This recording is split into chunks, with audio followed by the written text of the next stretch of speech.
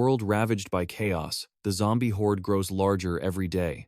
So how in the world is this guy casually admiring the city, brewing a fresh cup of coffee, and settling in for an all-night gaming binge like nothing is wrong? And the reason this young man has survived so long is ridiculously twisted. Because if anyone asks to stay the night, regardless of age, gender, or how stunning they are, he'll send them to the afterlife without hesitation to save his own skin. It's all because in his previous life, he was kind enough to help his beautiful neighbor in her time of need, only for her to suddenly mutate and bite him to death. But right after, a system window mysteriously appeared in the room, sending him back a few hours into the past. And so, Reborn, our main character is determined to avoid women at all costs and start his life over. Using the system's functions and a bit of his own cunning, he successfully takes out the junkie who bullied him in his past life. He also learns how to use the system properly, upgrading his own abilities to become the strongest survivor in this chaotic new age. The story opens on a scene of utter chaos. Fire and smoke fill the air, as thousands of mutated beings crawl across the ground.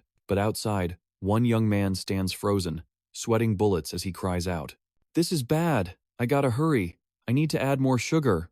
This coffee is way too bitter." Then he calmly turns back inside as if nothing is happening out there, and sits down to game with his fellow addicts. They're all screaming while they play. "Hey guys, I just saw the news. People are turning into mutants. Damn it. Mom, what's wrong with you? Mutants? Has everyone gone crazy? Don't worry about it for now, it's just one wave. Damn it, why are you biting me? Help me. Don't bite me. I'm the marksman. Let me destroy the tower. Damn it. What mutants? What are you guys freaking out about? Am I seriously playing with a bunch of elementary school kids trying to take down a tower? Can't you guys escape your parents' control?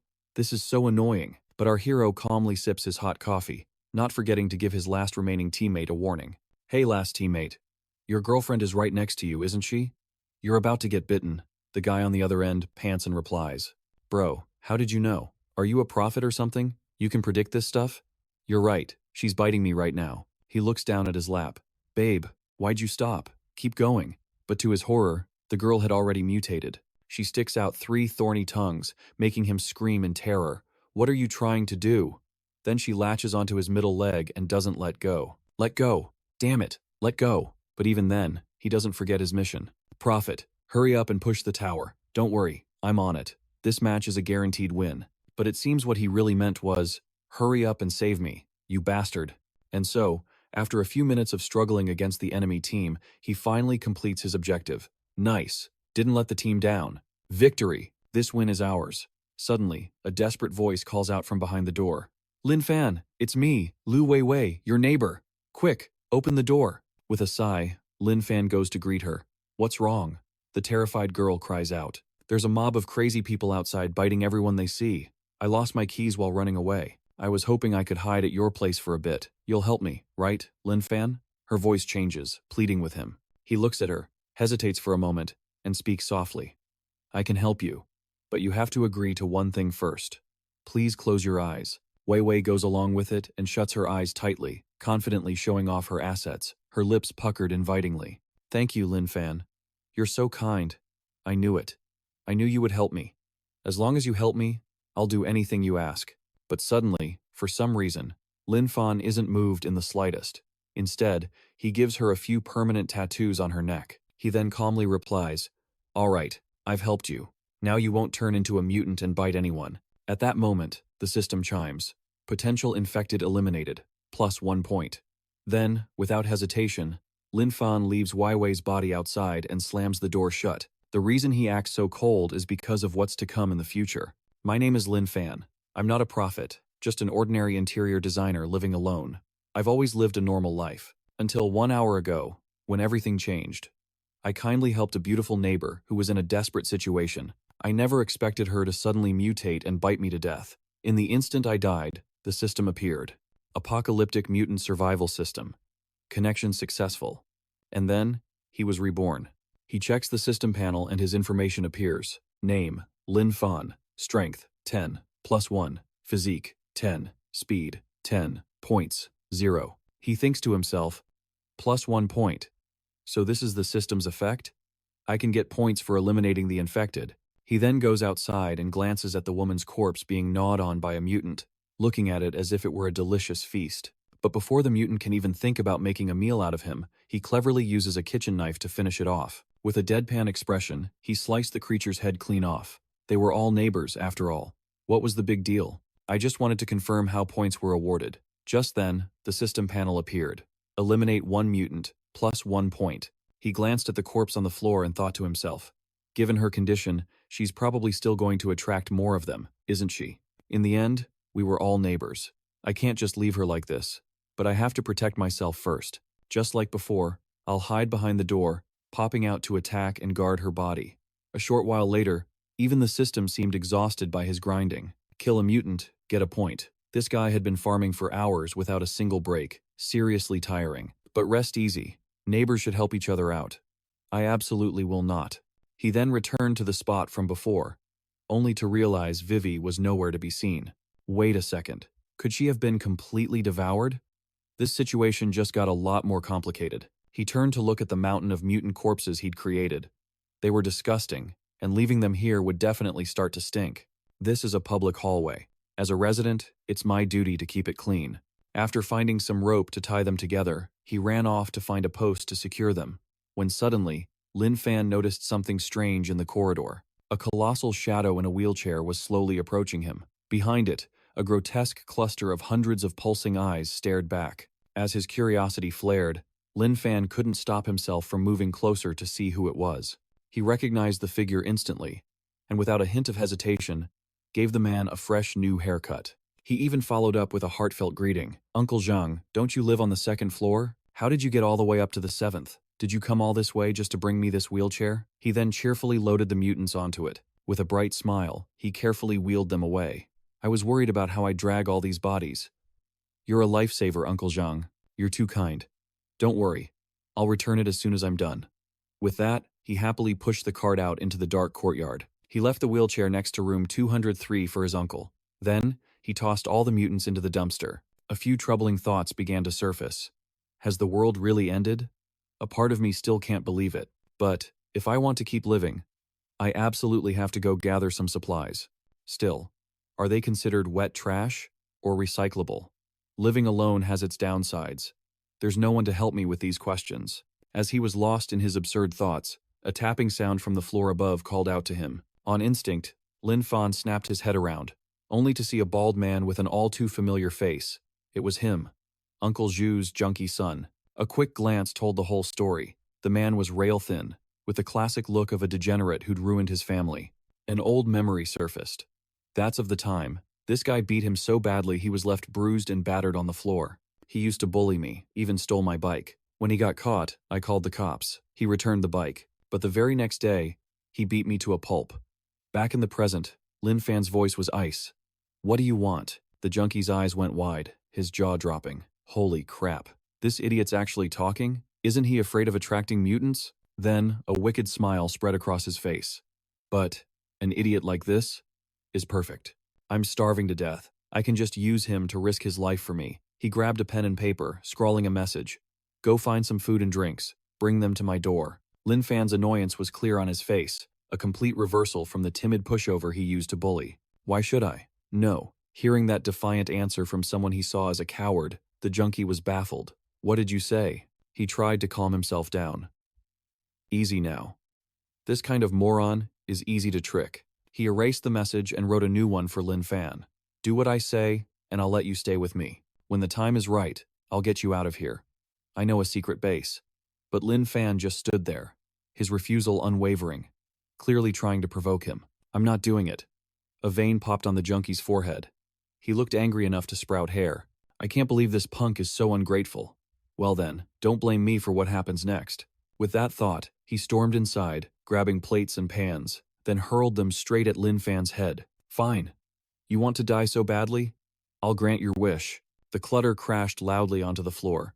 The sharp sound echoed through the halls, and immediately, the mutants swarmed towards Lin Fan. A truly clever move from a desperate addict. Seeing his plan work, he burst out laughing.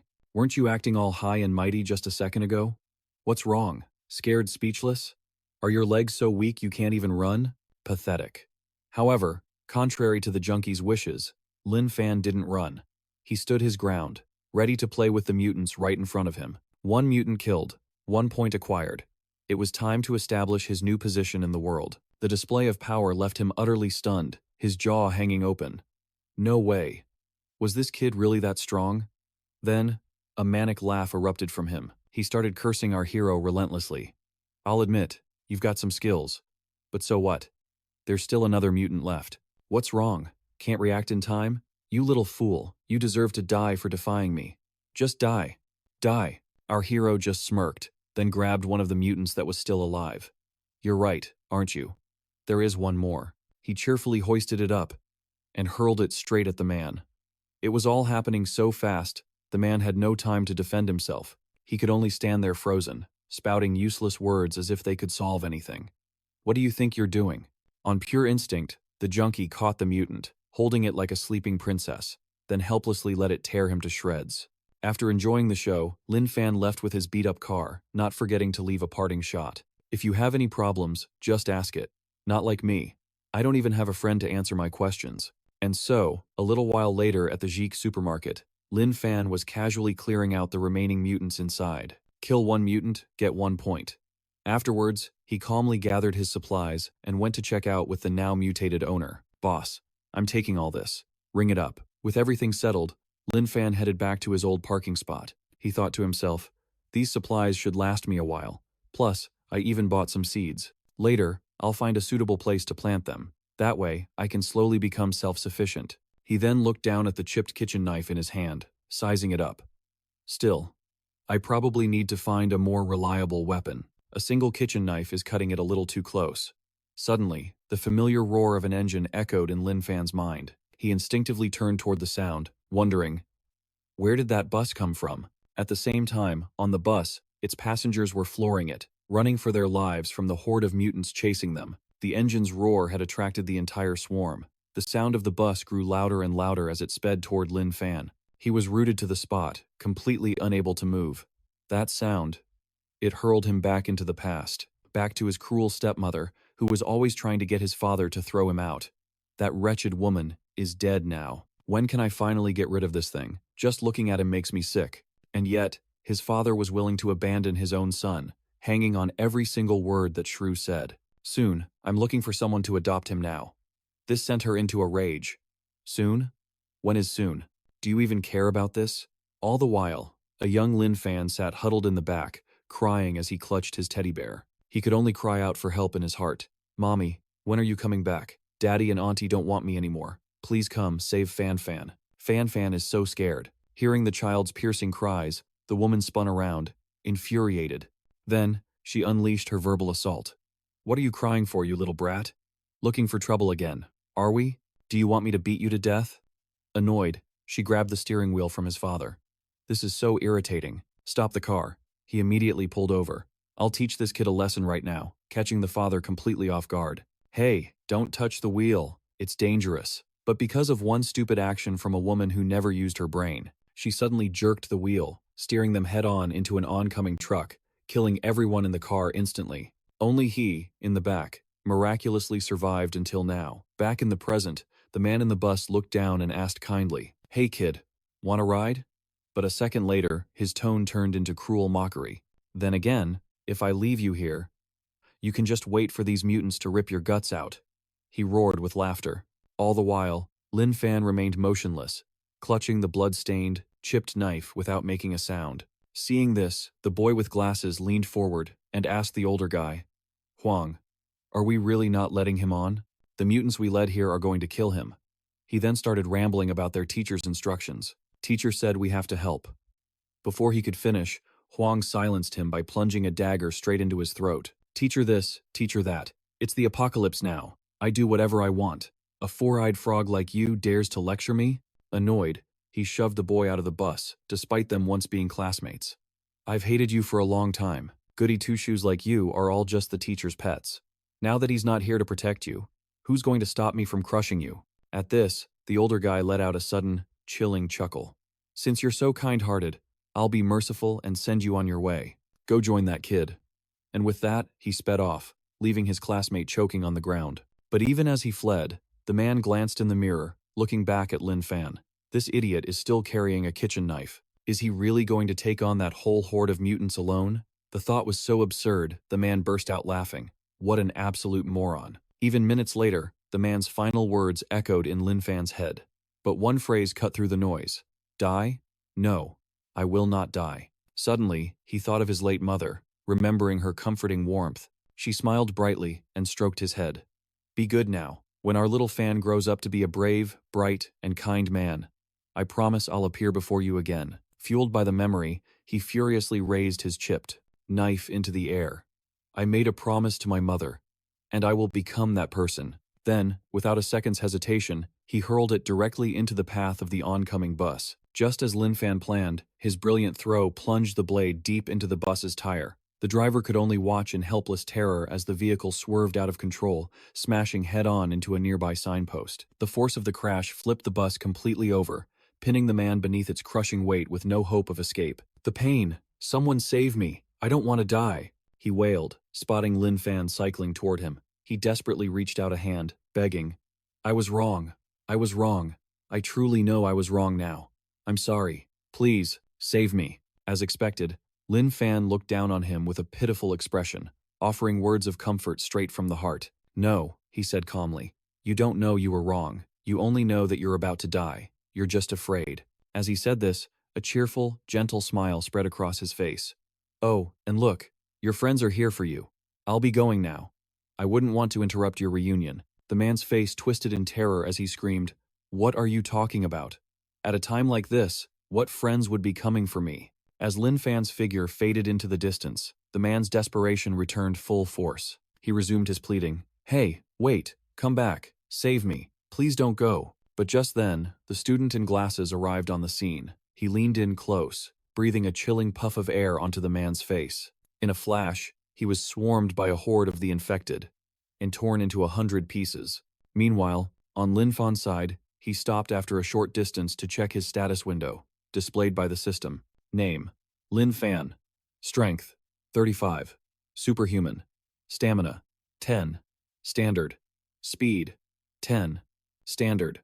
Points: 0. Suddenly, a voice called down from a high-rise apartment, aimed. She couldn't believe her eyes. After days of the world ending, someone was just casually strolling down there. The intersection over there is crawling with mutants.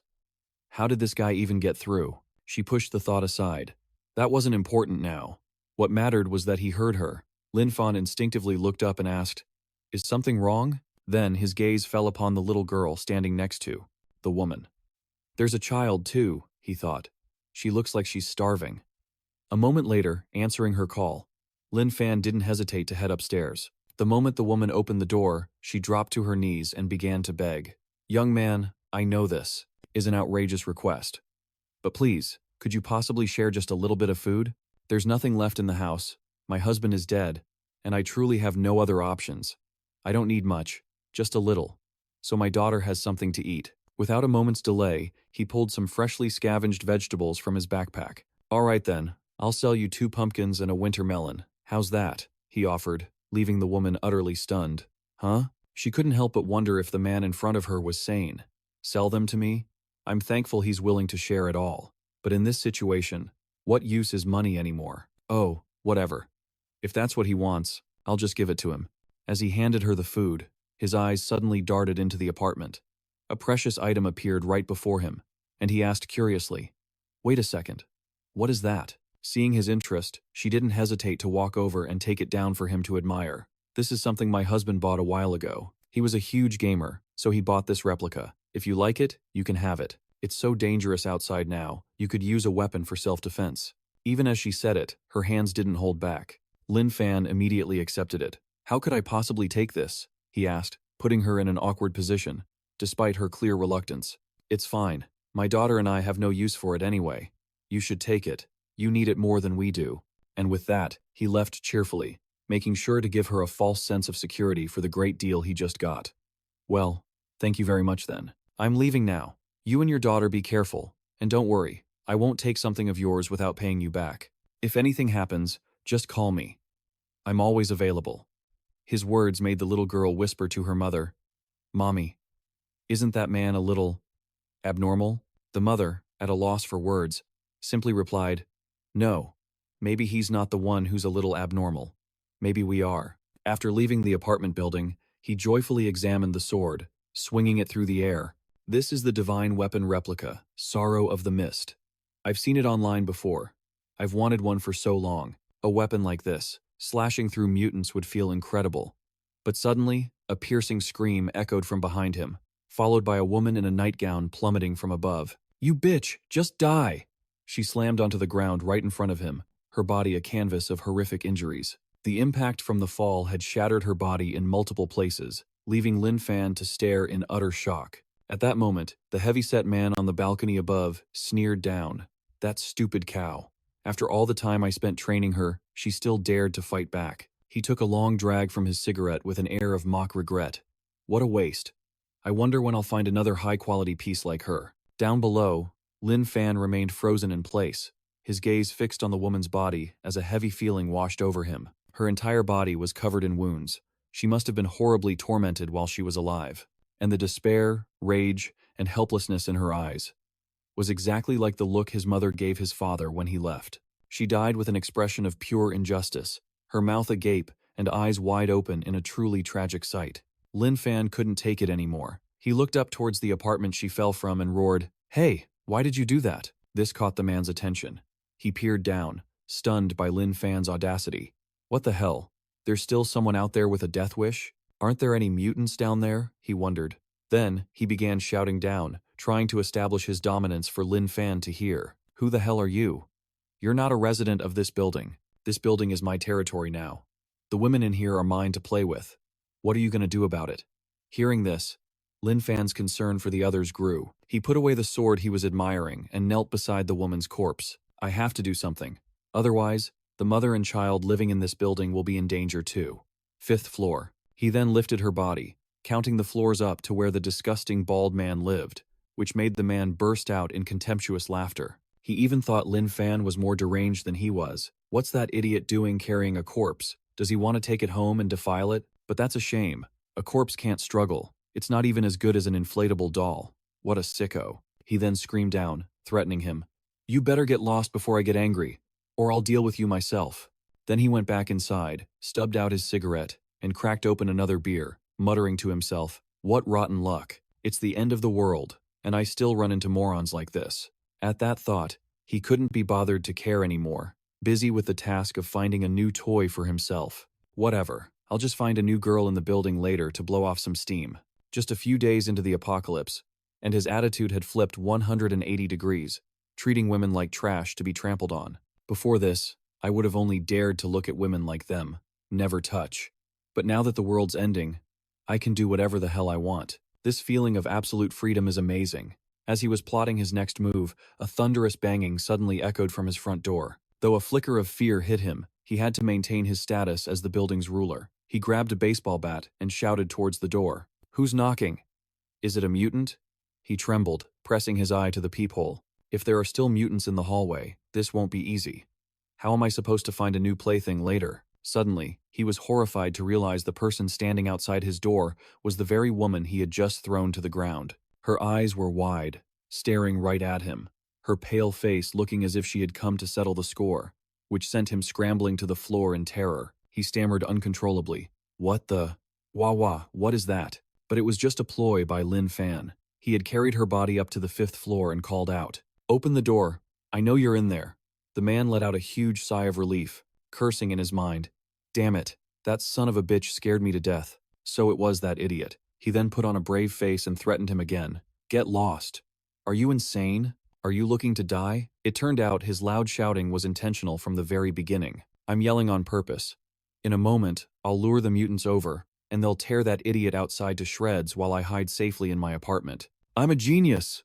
Just as the last word escaped his lips, Lin Fan casually shattered his apartment door. This sent the man, who was gloating inside, flying as the door slammed into his head without him even knowing what happened, knocking him flat on his back. He looked up at the person opposite him, his jaw dropping at Lin Fan's overwhelming power. Holy crap, that's a reinforced security door. Did this guy just break the door with his bare hands? Is he even human? After demolishing the door, Lin Fan stepped inside. He saw a pile of BDSM equipment right before his eyes, leather whips, handcuffs, animal chains, and more. He couldn't help but think, Did he use these things to torture her? Lin Fan calmly placed the woman's corpse on the ground, completely ignoring the other man's desperate curses. This is my house. Why did you bring that corpse here? Get out of here. Don't start any trouble. But Lin Fan's face turned cold as stone, and he said something that sent a chill straight down the bald man's spine. Of course I brought her. She's here to watch you pay the price with her own eyes. With those words, he lunged forward to deliver his judgment. Lin Fan had him completely subdued, reducing the man to pathetic whimpers. Let me go. But his pleas were answered with two brutal punches, one to the jaw, the other square in the eye. To add insult to injury, Lin Fan then forced a ball gag into his mouth. The bald man screamed in muffled rage. What the hell are you doing to me? Lin Fan just strolled calmly down the empty street, holding the other end of a dog leash. He yanked the man along like an animal. I'm just delivering a criminal to face his punishment. What's more normal than that?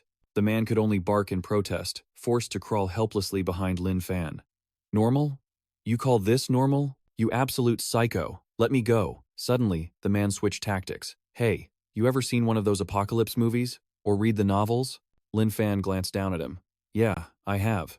That was all the encouragement the bald creep needed, as he started spewing all the depraved nonsense he'd learned from fiction. He was trying to justify his own twisted actions. If you've seen them, then you should know. This is how you survive in a world gone to hell, doing whatever you want, whenever you want. Don't you think that's the ultimate freedom? Lin Fan acted as if he hadn't heard a word. He just yanked the man to his feet and delivered a sharp slap across his face, his voice dripping with annoyance. Listen to me. Are you an idiot? Novels are just novels. Movies are just movies. It's all make-believe. Can't you tell the difference between fantasy and reality? The man struggled to get his point across. Who's the one who can't see what's real? The apocalypse is already here. It's happening right now. In response, Lin Fan said nothing at all. He simply hurled the man through the gates of a nearby police station. The criminal crashed face first onto the ground, crying out in agony. Ah, the pain. It's killing me. But then, a thought struck the bald man. How is this kid so strong? First, he ripped a steel security door off its hinges with his bare hands, and now he sent me flying with a single shove. He glared back at Lin Fan, spitting with rage. You moron! What's the point of bringing me here? I already told you, it's the end of the world. Everyone here fled ages ago. Bringing me to a police station is completely pointless. There's no one left to punish me. Hearing that, Lin Fan let out a short, contemptuous laugh. No, you're mistaken, he said coolly. There is. The bald man's eyes widened, and he instinctively glanced over his shoulder. And there they were. The zombified forms of police officers shambled forward, their dead eyes locking onto him with insane hunger as they charged. Lin Fan watched with grim satisfaction as the vile criminal was torn limb from limb. You see, he thought. Even after turning, they still guard this place, punishing evildoers. The next day, at the Royal City Library, a heavily modified and armored vehicle rolled up. It was reinforced from top to bottom, built to withstand a zombie horde. As it parked, an urgent voice crackled over a radio. Weapons ready. Stay together. If there are too many infected inside, we pull back immediately. And keep the noise to a minimum. A nervous voice replied from the other side. Got it, old Mao. Wait for our return. The man nodded. Don't worry, just watch your backs. That's when a short-haired woman stepped forward. She had a stunning figure, but carried an air of command. Her voice was sharp and powerful. Remember the mission. We're here for medical texts. Don't get distracted by anything else. Her team responded in perfect unison. Yes, boss. With that, they moved towards the library entrance. One man carefully pushed the door open, while another stood ready, weapon raised. Boss, looks like we're in luck. No infected in the library, but suddenly, she held up a hand. Wait. Taking out a combat knife, she lightly tapped it against a nearby pillar, creating a soft noise. After a moment of silence, her men responded. All clear, boss. The other man chuckled, teasing her gently. You're being a little too cautious, boss. The woman ignored him, pushing the door wide open, and warned him to cut the chatter. Let's move. Find the medical section, now. But just then, Lin Fan casually strolled out from between the shelves, looking completely unfazed. He gave them a friendly wave. Hey everyone. The entire squad nearly jumped out of their skin. A talking zombie? Lin Fan looked a little wounded by their reaction, but he quickly composed himself and spoke again. Hey, calm down. I'm not one of the infected. I'm human. A survivor. However, the boss lady remained skeptical. She took a few cautious steps back, her eyes narrowed. What are you doing here? Lin Fan nonchalantly held up the book he was reading. Reading, he replied simply. What else is there to do in a library? The book in his hands was The Complete Encyclopedia of Vegetable Gardening. The man in the cap leaned in and whispered to her, Boss, he's kinda got a point. I think that was a pretty dumb question. She shot him an irritated glare. Shut it. Then, looking slightly embarrassed, she turned back to Lin Fan with an apology. We meant no harm. Sorry if we disturbed you. But Lin Fan just gave a relaxed wave of his hand. It's no problem. You can go about your business. Just try to keep it down. This is a library, after all. But then, the spiky-haired man noticed the weapon on Lin Fan's back. He leaned in to whisper again, convinced the guy had a few screws loose. Boss, I recognize that sword. It's a prop from an online game. On a normal day, I could maybe understand carrying it around, but this is the apocalypse. I think that guy's brain isn't wired right. The man in the cap also couldn't shake his suspicion of him. Could this be some kind of trap? The leader decided to let it be, keeping a clear distance between them. Bottom line, keep your voices down from now on. Avoid conflict with that guy at all costs.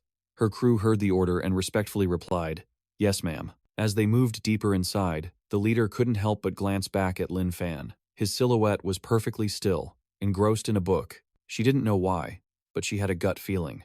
This man was not someone to be messed with. It was best to grab the books and leave quickly, to avoid any unnecessary trouble. After grabbing a few books, she signaled her crew to leave. But unexpectedly, Lin Fan's eyes locked onto them as he called out, Hold on. His words sent a chill down their spines. Was he about to make things difficult? Just as she suspected, this guy was trouble. But the leader kept her composure, her face an emotionless mask. Is there a problem? She asked coolly. Lin Fan replied as if it were the most obvious thing in the world. You're taking that many books, so you need to check them out. These don't belong to any one person. If you want to borrow them, you have to register. Her entire crew froze, completely dumbfounded. Holy crap, buddy. Are you nuts or something? Doesn't he see what's happening in the world, and he's worried about a library checkout? What mental hospital did this guy escape from? Around Huang City, the only one they could think of was Qingshan Asylum. Still, the leader forced herself to stay calm and ask him, Pardon me for asking, but are you aware of the situation outside? She thought to herself, My crew already warned me, but I never imagined he was actually this crazy.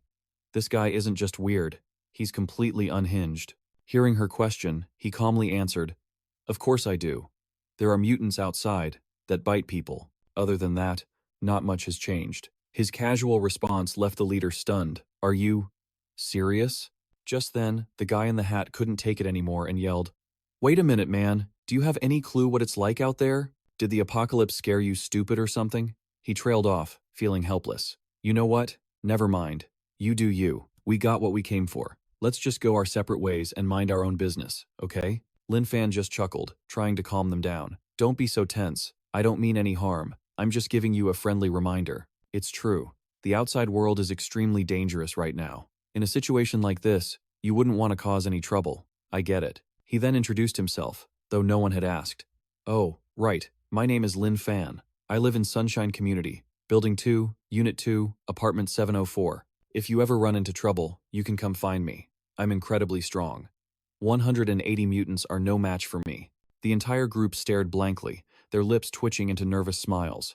They bolted in fear, yelling back, Thanks. If we're ever in real danger, we'll definitely come find you. But the leader was thinking, It's official. This guy's a certified lunatic. Run. Watching them flee, Lin Fan was speechless. Wow, they're fast, he mumbled, a bit disappointed. I didn't even get their names. He sighed and sat back down in his chair. Oh well. In any case, I need to plan ahead. To become self-sufficient with food, I have to use this time to learn everything about agriculture. The scene shifts to an underground base, somewhere in the desert. A man's voice echoes, This is strange. According to our tests, the cellular activity within the mutants' bodies is increasing slightly every day. The person on the other end of the line asked, Are you saying the mutants are evolving? You could say that. It seems they were in the middle of researching the infected. A man in glasses folded his hands and asked, I just want to know one thing. Can we develop an antibody for this virus? The professor's answer was firm. Impossible. This virus is bizarre. We've never seen anything like it. There isn't even a similar strain to compare it to. Then, the man on the screen posed a question. Are you familiar with the genetics of a jiangshi? The professor's eyes widened in dawning realization. You mean, these mutants? They've essentially died and been reanimated? Surviving in a completely different form? Cutting back to Lin Fan, he was strolling casually down the street, thinking to himself, after a full day of studying in the library, I've finally mastered the basics of cultivation. The open space in this apartment complex isn't small. If I want to plant something, this place is perfect. All right then, time for the next step. He looked across the courtyard and yelled at the top of his lungs, "Hey, can anyone hear me? If you can hear me, answer. I'm Lin Fan, from apartment 704, Unit 2, Building 2. I'm planning to plant a vegetable garden in the complex. Does anyone object?" But instead of people, a horde of mutants came rushing towards him. More infected began leaping down from the surrounding buildings. Yet, Lin Fan showed no fear, standing his ground, ready to take them all on. And just like that, a series of information panels appeared. Mutant defeated. Points acquired. +1. It turns out, this was all part of his plan. Now I won't have to worry about mutants attacking while I'm gardening. Just to be absolutely sure, Lin Fan shouted out one more time, "Hey, is there really no one here?" Only then did he finally relax. Looks like there really are no other survivors in this complex. Good. That means I won't have to worry about anyone stealing my vegetables. But just as he was celebrating that small victory, another problem arose. His stomach suddenly let out a loud growl. An army marches on its stomach, after all. Before he could start working, he needed to find something to eat. Time to eat. And while I'm at it, I'll check on that mother and daughter. With that thought, he sprinted towards her apartment building. He spoke while handing over the supplies. The produce and meat in the supermarkets have all rotted. This was all I could scavenge. Don't stand on ceremony. Please, eat your fill. The young woman responded shyly. Thank you. Then, she continued, I know there's no such thing as a free lunch. You've already done so much for my daughter and me. I don't want to make you uncomfortable. But my husband is gone. I'm terrified that if something happens to me, my daughter will be. Suddenly, Lin Fan cut in. Is there something you need my help with? She was stunned into silence, never imagining he would offer so easily. Gathering her courage, she made her desperate plea. I want my daughter and I to follow you. He just stared back with a bewildered expression. Oh, you want to move into my apartment complex, is that it? That's something I can definitely help with. The building I live in is pretty old, so the rent isn't expensive. It's only about 1 or 2,000 yuan a month. If you really need a place, I can ask the realtor for you. I know the owner.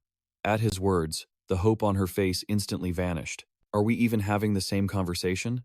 Meanwhile, in another part of the city, on a high-rise rooftop, a group of survivors huddled together. Suddenly, Mr. Chen's phone rang, shattering the silence. Who in the world could be calling at a time like this? Wait, could it be a rescue announcement? Are they finally here? He scrambled to answer the call. Tears of joy welled up in his eyes, but the voice on the other end crushed his hopes. Hello, Mr. Chen? I'm calling about the house you listed with Xinfeng Realty. I was just wondering, would you be willing to rent it out? The question sent him into a blind rage. It had to be that lunatic, Lin Fan. Who is this psycho? Making a pointless joke at a time like this? He furiously ended the call. Is that guy blind? Can't he see the world has ended? He collapsed to the ground, overcome with despair. The apocalypse came so suddenly. If it weren't for this luxury high-rise, with its strict security system that keeps everyone out, we would have all been dead long ago. For days, they had all scanned the skies from the rooftop, praying for the sight of a rescue helicopter. But in all that time, they hadn't seen a single soul. Then, unbelievably, his phone began to ring once more. He snapped, screaming into the phone, "Are you insane?" But Lin Fan's voice came back, sounding almost hurt. "Mr. Chen, why are you yelling at me? I just want to rent your house." He realized Chen had hung up on him again. Lin Fan sighed, completely unfazed. People are so short-tempered these days. Oh well, I'll just have to call him a few more times. The moment Chen answered, he exploded. "You bastard! What in the hell do you want?" But Lin Fan was unbelievably persistent. "Mr. Chen, I only want to rent your house. There's no need to get so worked up." Finally, Mr. Chen just broke. "Fine. You can rent it. I'll rent it to you. I'm on the rooftop of building number 3 of the Fangji International Complex right now. If you want to rent it, come and find me yourself." After hanging up, Lin Fan turned to the two of them with a bright smile. He agreed. "Just wait here a moment. I'm going to go find him and rent the place for you." The woman could only stare back, utterly bewildered by what was happening. Wait. What? Back on the rooftop, another man approached him. "Chen, what was that about?" "Just some idiot. The man draped an arm over his shoulder, pulling him away. Forget about him. Mr. Chen, come with me. We need to discuss something important. Once they were in a secluded corner, the man's voice dropped to a sinister whisper. Mr. Chen, I've been running the numbers. The supplies we've gathered. At best, they'll only last us half a month. Hearing this, a grim understanding began to dawn on Chen. The man glanced towards the other survivors. Mr. Chen, including us, there are 15 people here. 4 of them are elderly. I don't think they're a necessary expense. We should just get rid of them. After a moment, Chen replied, Kill them? Out in the open? The others would never agree. After all, those 2 old couples have been sharing their own food with us. The other man sighed, ready to take control. Mr. Chen, just leave it to me. I'll handle everything. After we take care of the old folks, we'll get rid of the other men. As for the women, we'll kill the ugly ones too. Their eyes drifted towards the group of young women nearby. As Chen listened, the twisted logic began to make sense. A sick sense of excitement started to build inside him. Yes, we'll just keep the pretty ones. After all, who knows how long this apocalypse will last. Keeping them around could make things a lot more entertaining. Meanwhile, across the city, Lin Fan was playing a game of tag with a horde of the undead. Hey, you slowpokes in the back need to keep up. If you don't train every day, your bodies will just fall apart. Just then, a system window materialized before him. Name: Lin Fan. Strength: 40. Rank: Superhuman. Stamina: 20. Rank: Enhanced. Speed: 15. Rank: Standard. Points: 0. At that same moment, wherever Lin Fan walked, as he passed, heads turned from the windows above. Who the hell is that guy? Someone wondered aloud. Does he really think he can just cruise down the street on a bike? Someone else wanted to shout and warn him about their presence, but another survivor quickly stopped them. Are you crazy? How far could he really get on a simple bicycle? After pedaling for what felt like an eternity, Lin Fan finally decided to stop. He was in the Fangji International District. He couldn't help but stare in awe at its sheer scale. A truly luxurious neighborhood. He instinctively glanced back over his shoulder. I left that horde in the dust. Haven't they caught up yet? The scene then shifts to the man called Xiao. He was gathering everyone to give them instructions. If we're all in agreement, then this is how we'll do it. Don't worry. Just stick with me and Mr. Chen. Even if it's the end of the world. I promise you'll all eat and drink well from now on. At the same time, the group of elders sat in a corner. The old man's name was Wang Zhongguo, a discharged military man. The woman beside him was Si Guifen, a retired military medic. Guifen, we're old now. Our survival supplies are dwindling by the day. He already understood their unspoken intentions, those young people. They probably want to get rid of us old burdens. So be it. I think we should leave the hope of survival to them. This country, this society, it still needs the young generation to rebuild. All right, I'll listen to you. On the other side was Zhou Aijun, a retired military industry expert. Brother Wang, you truly have a noble way of thinking. Hearing this, Wang looked over with a sense of camaraderie. Old brother Joe, you think so too, don't you? A lifetime of service. It's all we've ever known. We don't hope for anything more than for these kids to live on. That's what truly matters. Just then, Joe's wife, Liang Yan, a retired teacher, came over and tapped him lightly on the head. Seeing her, his expression grew somber. He spoke with a bitter tone. My only regret is that you have to suffer along with me. I've already endured hardship for decades. You think a little more matters to me now? You're right. You're absolutely right. At that moment, Chen spoke up. Little Xiao, we have you to thank for this. You managed to convince everyone so quickly. Hearing the praise, Xiao let out a hidden smirk, saying, What are you talking about? It was all thanks to Mr. Chen's brilliant leadership. Outwardly, he played the part of a virtuous savior, but in his heart, a dark plan was already brewing. After dealing with these old geezers, he'd take care of the other guys. And, finally, I'll deal with you, Chen Gang. Then all the supplies and the beautiful women here will be all mine. Just then, Wang Zhongguo walked up to them and called out, We already know what you're planning. You can rest easy. We won't take your supplies, and you don't need to push us off the building. Doing something like that will have consequences. It will be a form of torture for your own minds and souls. We old folks will just go back to our own homes and wait for the end. Hearing this, an ugly-hearted girl vehemently disagreed, shouting out, We can't let them go. Who knows if they'll go downstairs, open the security doors, and lead the infected right to us. Hearing her, the crowd started to agree. That's right. If we let these 4 old people go, who knows what they'll do? We have to throw them from the roof. Throw them down. But suddenly, a knock echoed from the door outside. Mr. Chen, are you in there? When he received no answer, the voice outside asked again, Mr. Chen, I'm the one who called you earlier. I'm here to rent your house.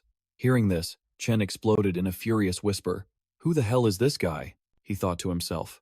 Renting a house? Is he kidding me? What era does he think this is? Who cares where he wants to stay? Incredibly, Lin Fan grew impatient and just smashed the door they'd worked so hard to barricade. Then, he put on an innocent act. With a puppy dog look, he said, Sorry, I didn't realize your door was so flimsy. Seeing this, Xiao rushed over and whispered a cunning plan to Chen. Mr. Chen, just say he can rent it. Then we'll watch him go downstairs. And once he's at the bottom, we throw the 4 old-timers down to cause a commotion. When the infected swarm the area, he'll be forced to run, leading the horde away from us for his own survival. Wouldn't that make this place even safer? A sinister grin spread across Chen's face. He nodded eagerly in agreement. That's right. You've got a sharp mind. And a wicked one, too. At that moment, Lin Fan spoke up again. Excuse me, which one of you is Mr. Chen? Chen stepped forward with a bold front. Fine, you can rent the place. You can go now. Lin Fan's face lit up. Thank you, Mr. Chen. This is the salary I received not long ago. It's 5,000 yuan in total. I know it's a little short, but it's all I have for now. I'll transfer you the rest later. His words left Chen utterly baffled. Is this guy a complete idiot? He thought. Then he waved him off dismissively. All right, we're done. Stay as long as you want. Now get going. Relieved, Lin Fan turned to leave. Thank you. But the sight of one man made him stop in his tracks. Excuse me, are you Mr. Zhou Aijun? The man was stunned. Young man, you know me? Lin Fan excitedly grabbed his hand. I've seen you on television. When foreign powers tried to block our weapons technology, you were the one who led the team to break through countless technical barriers. You enabled us to have our own weapons to be proud of. You're a hero. This made the old man burst out laughing. You flatter me. That's all in the past. Suddenly, a sorrowful expression washed over Lin Fan's face as he asked, Are all of you planning to? You want to leave the rooftop? Are you crazy? It's a death trap out there. Hearing this, Aijun answered with calm resolve. We're not going back. Supplies are scarce. Leave what's left for the young ones. We're old now, and we'd only be a burden. For a waste of precious resources. Lin Fan's patience snapped, and a razor-sharp glare shot toward the others. The group flinched back instinctively. What's with that kid's eyes? They're sending a chill right down my spine. This kid, he's definitely not ordinary. Just then, Lin Fan's entire demeanor shifted, his intense glare melting into a warm smile. Come with me, back to my place. It's relatively safe, and I'm confident I can protect you all. But they immediately shut him down. Young man, we appreciate your kindness, but please, we would only drag you down. The thought alone is more than enough for us. But Lin Fan had absolutely no intention of backing down. Don't say things like that. I'm stronger than I look. Just follow me.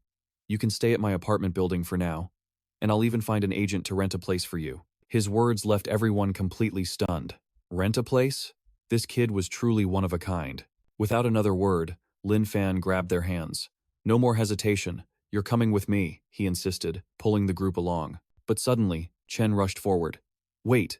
Before he could reach them, Xiao grabbed his arm. Chen, just let them go. Don't get the wrong idea, Chen. We're sticking to the plan. Isn't this situation perfect for us? The moment they get downstairs, we'll lure the mutants right to them. Let's finish off that kid and the old fossils in one go. Suddenly, huge objects began raining down from above. Lin Fan froze, startled, while the faces of the elders twisted in pure terror. Mr. Zhang pulled Gui Fen close as everyone's gaze shot upwards toward the towering skyscrapers. And, on the rooftop of the tallest building, they saw something that made their blood run cold.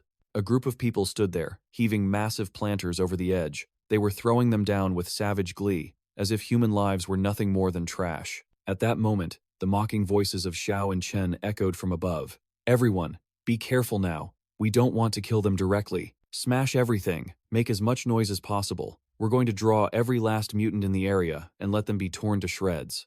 Mr. Zhang, Gui Fen, and Liang Yan stared in utter disbelief at the scene unfolding before them. Liang Yan shrieked, Those bastards! They're trying to crush us. Her face was pale, her voice trembling with rage. How can these young people be so twisted? At that moment, they thought the group's only cruel intention was to crush them, but Lin Fan's gaze suddenly turned ice cold. No, it's far worse than that. His words sent a new wave of fear through the elders. Mr. Zhang's voice trembled as he sought to confirm his dread. Young man, are you saying? They aren't just trying to kill us with the debris? They're making noise. To draw the mutants here, so they can watch us get eaten alive. The horrifying realization struck them all. An old woman gasped, her voice thick with disgust. They're absolute animals. As if on cue, the sky above the city grew unnaturally dark and oppressive. The ground was littered with the mangled corpses of mutants. Jun, who had been silent, suddenly spoke up. Wait a second. Has anyone else noticed something strange? A deep suspicion crossed his face. What's with all these dead mutants? It's like someone created a weapon specifically designed to kill them. Liang Yan scoffed in response. Don't be ridiculous. A weapon like that? How could anyone possibly create something so powerful? But then, Mr. Zhang's eyes widened. Wait a minute. Could it be? No. It's impossible. As one, every single gaze shifted to Lin Fan. He just offered a bright, innocent smile, as if he had no idea what they were talking about. Why is everyone staring at me? I didn't have a choice. If I hadn't killed them, I never would have made it to the rooftop safely. His casual confession left them completely floored, their jaws hanging open. What? Is he being serious? That's not what we're shocked about. You mean to tell us you killed all of these mutants by yourself? Meanwhile, on the rooftop, confusion was setting in. They had thrown everything down to attract the horde, but not a single mutant had appeared. One of them shouted, Chen, we've thrown everything, but there's still no sign of anything. What gives? What do the others see? What the hell? Why is the ground covered in mutant corpses? But Chen refused to believe it. What kind of crap are you spouting? That's impossible. Jingjiao shoved the others aside. Get out of my way. Let me see for myself. After peering over the edge, his face went pale. He couldn't stop the curse from leaving his lips. Holy crap. It's really true. Just then, Xiao's expression turned as cold as ice. With a sudden burst of strength, he began to shove one of his own men over the railing. The man descended into panic, flailing his arms and legs as his body dangled halfway over the edge. Another inch, and he would plummet to his doom. Mr. Chen gripped the ledge tightly, struggling to process what was happening. It was Xiao who had thrown the man over. Chen stared, unable to believe what just happened. Brother Xiao, he said calmly. Why are you looking at me? The air suddenly grew thick with tension. Stop throwing things. They can't attract the mutants anymore. And then, they cooked up another twisted idea. There's only one way. Use the scent of flesh and blood to draw them in from farther away. Hearing this despicable plan, Chen flashed a wicked grin. Only a mind like yours, Brother Xiao. A brilliant idea. Another man chimed in with a sickening smile. Brother Xiao is truly a genius. A moment later, a heavy thud echoed from the ground below. Splat! It was followed by horrified gasps from those who witnessed it. A fountain of crimson blood shot upwards, splattering the glass walls and the pavement. The overwhelming stench of iron filled the air, making everyone's stomach churn. Catching the scent of blood, the mutants in the distance began to shamble their way over. The men watching from above laughed with satisfaction. Brother Xiao, your method really works. Now let's see how these fools run. I can't wait to hear their pathetic screams. Down below, the survivors' unease began to twist into pure dread. What do we do now? The mutants are really coming. Seeing this, he asked, Hey sir, do you have a car? The old man was confused, but he still answered, Yes, I do. It's in the garage. But why are you asking about that now? A car is good. Because my bicycle can't carry all of you. As soon as he finished, Lin Fan took off like a shot, shouting over his shoulder, Get the car and drive to the place I mentioned earlier. I have something I need to take care of first. The group stared after him, stunned. Wait. The old man tried to stop him. Hey son, you're still young. While the mutants haven't broken down the door, you need to run. We'll hold them off for you. That's right, you're young. Your life is more valuable than us old folks. If anyone should be sacrificed, it should be us. They all thought he was running to his death just to save them, but they had no idea he already had a plan. The old man's wife was the first one to realize. What are you all waiting for? Let's go, she urged. This young man is no fool. He must have a reason for doing this. That's right. I can tell that young man is definitely not an ordinary person. The best thing we can do is listen to him and not cause any more trouble. Suddenly, Lin Fan let out a sigh. Look at this. I've said it before. These mutants get no exercise. Stamina this poor is just not going to cut it. In front of him, a group of mutants was furiously clawing at the door. I've been waiting for a while now, and they're only just getting here. So slow. Chen's face darkened. Brother Xiao, something strange. The mutants haven't broken through, but that kid is running toward the other side. Xiao scoffed with contempt. He's probably scared stupid. His brain must have short-circuited. What else could it be? Chen's expression was ugly, but he let out a sneer. Looks like Brother Xiao called it right again. The kid actually opened the door himself. He really has a death wish. And now he's running. That's more like it. No matter how much of a fool you are, you can't defy the instinct for survival. You're right. Brother Xiao really does have great insight. Wait a minute. Brother Chen. Something's not right. The direction that kid is running, he said, his face a mask of disbelief. The two of them looked at each other, then spoke in unison. No freaking way. They began to stammer in horror. No freaking way. He's luring the mutants over here. Unbelievably, he had turned himself into the bait. He led them straight towards Chen and Xiao's position, creating a scene of absolute chaos as hordes of mutants swarmed after him. The sight of him sent a wave of fear through the other men. But the only thing more terrifying than him was the massive army of monsters right behind him. You little brat. What the hell do you think you're doing? Didn't you guys want to lure the mutants over here? I was just being a good person and brought them to you. No need to thank me. At that, the horde poured in, leaving them all too terrified to even scream. Chen's face twisted with fury as he screamed, "Thank you, my ass." The scene changes to a small, pale pink apartment complex that had a slightly classic feel. A woman's urgent voice rings out, "Hurry everyone, wash your hands. It's time to eat." It was Fei Fei's mother. She then turned to him and spoke, "Brother Lin Fan, hurry and try my cooking." Then she added with deep gratitude, "It's all thanks to you that Fei Fei and I can finally live a peaceful life." Hearing this, the elderly folks happily chimed in, "Hey, that's right. If it wasn't for little Fan, us four old folks probably wouldn't have seen another sunrise." Just then, Fei Fei noticed him staring at her and asked, "Uncle, why are you looking at me? Is there something on Fei Fei's face?"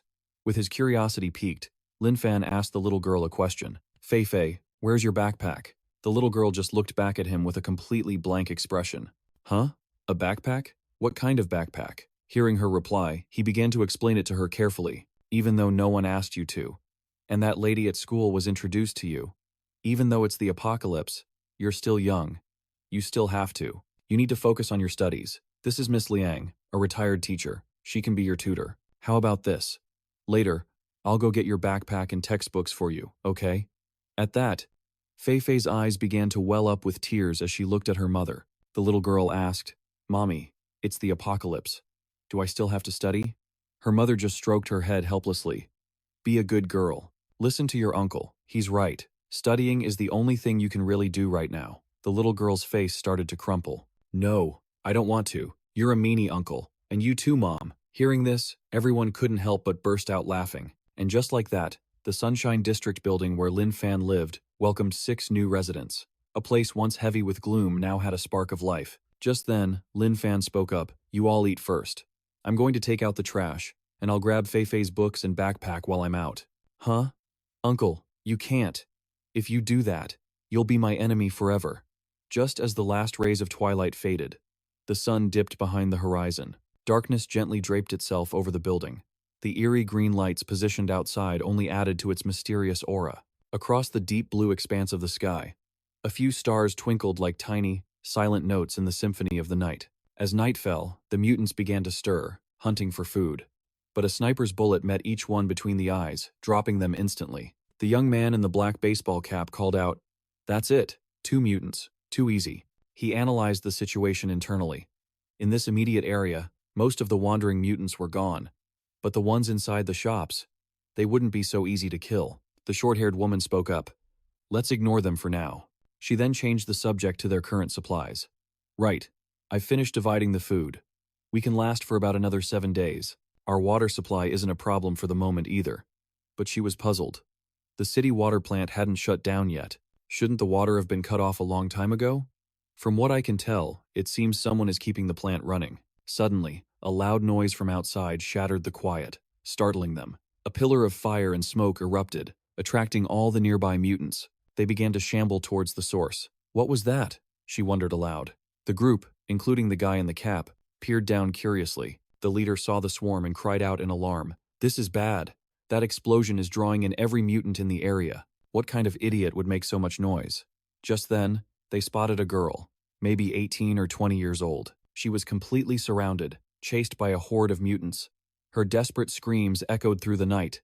"Help! Somebody save me!" Then, in an instant, a colossal arm appeared out of nowhere, swatting her into 100 bloody pieces. The creature then let out a furious, earth-shaking roar, declaring its dominance over the territory.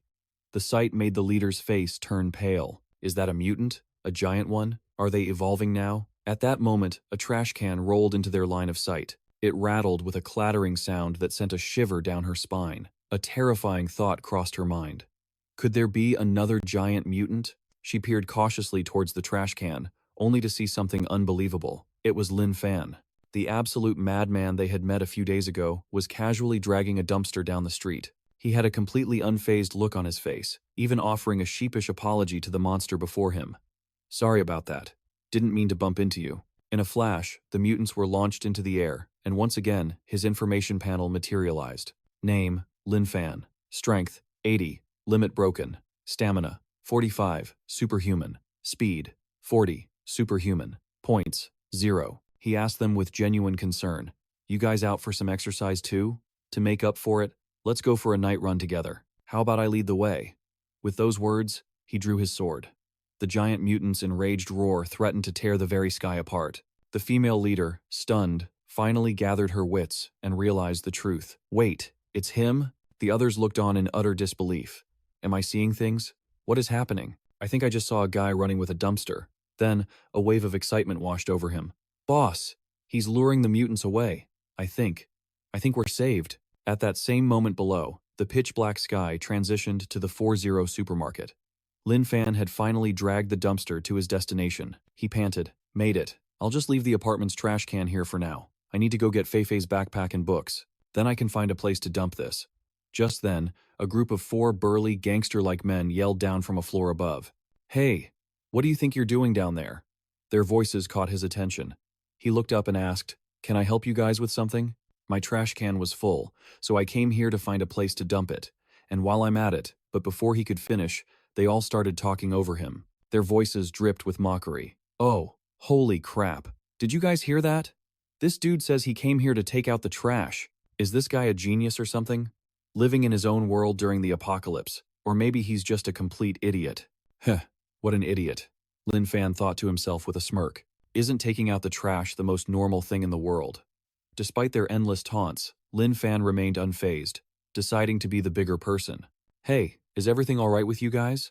If you need a hand, just let me know." One of the thugs couldn't help but snort with laughter, shouting, "Are you a complete idiot? We're living the good life here, eating well, sleeping soundly, and you're asking if we need help? Seriously, something's wrong with your head." Then his voice turned into a threat. "You realize one scream from me, and you'll be swarmed by a horde of mutants, right?" But then, the man suddenly waved goodbye, as if nothing had ever happened. He just left the trash can there and walked off, leaving the entire group cursing in disbelief. "What the hell? Hey, you, what's with that attitude? It's like he's looking down on us." They immediately began to conspire, their truly despicable natures revealed. "Let's lure some mutants over. I've been dying to see what someone looks like when they're being chased down by those things. I like that idea.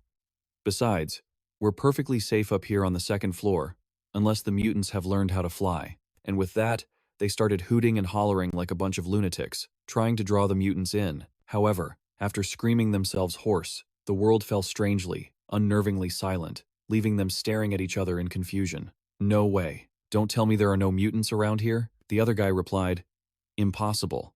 There should be way more of them than that." He glanced around, bewildered. "So, where are all the mutants?"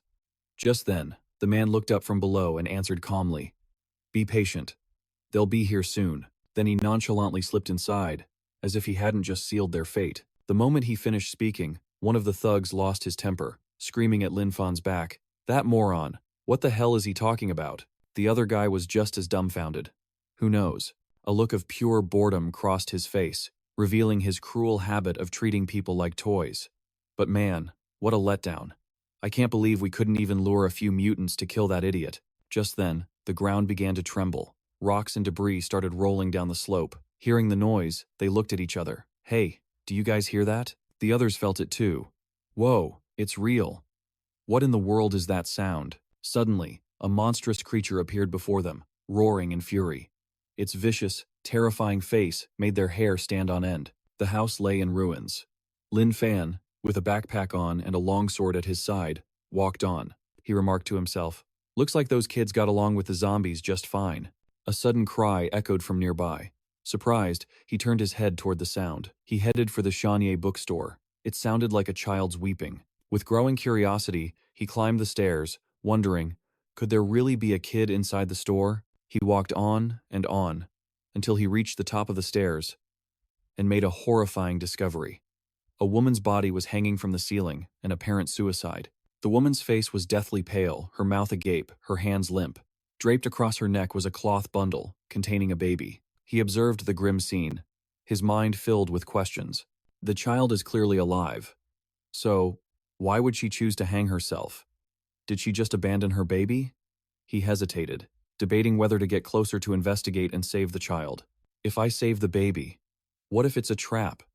I could lose my own life right here. But he still chose to save the child. He slowly approached, carefully untying the cloth from the dead woman's neck. Inside was a tiny baby, and something blue. Looking closer, he saw it was a diary. The baby's cries grew louder and louder upon seeing him. It must have been starving for a long time. He cradled the baby, trying to soothe it. There. It's okay. Don't cry.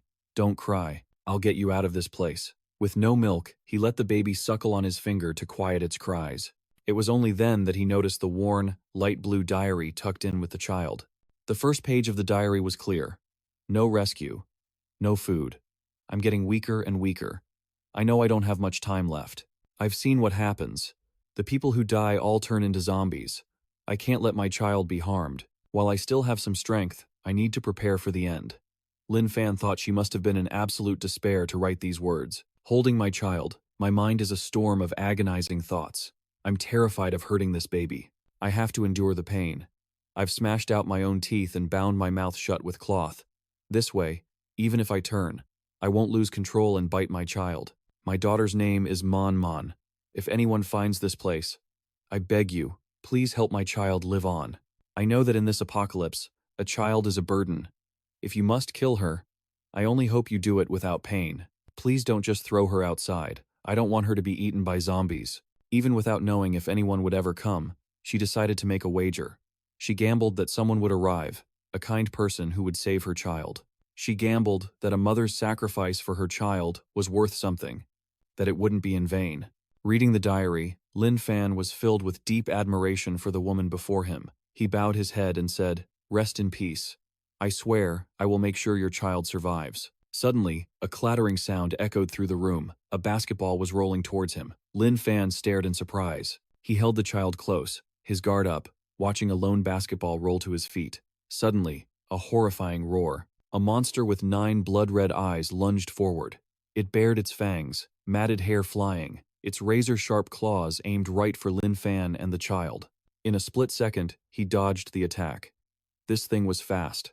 Faster than any zombie he'd ever encountered. The creature missed but immediately re-engaged its new prey. Lin Fan drew the longsword from his back, his mind racing with questions. How could this child have survived with a monster this dangerous lurking nearby? A chilling thought struck him. Wait a second. Was this zombie using the child as bait? But he had no time to ponder. The evolved zombie lunged again. A terrifying blur of motion. A flash of silver sliced through the air. With the sleeping child in one arm, Lin Fan's sword cleaved the massive beast clean in two. Blood sprayed everywhere in a horrifying display. Ping! A system notification appeared. Evolved speed zombie eliminated. Plus 3 points awarded. The child slept peacefully in his arms, unaware, but Lin Fan was stunned, trying to make sense of what just happened. The zombies I've fought before were never this intelligent. The corpse of the speed zombie lay in a pool of blood, and nestled within the 2 halves of its body was a single, dazzling, red crystal. Then, a thought occurred to him. He remembered where he was. This was a bookstore.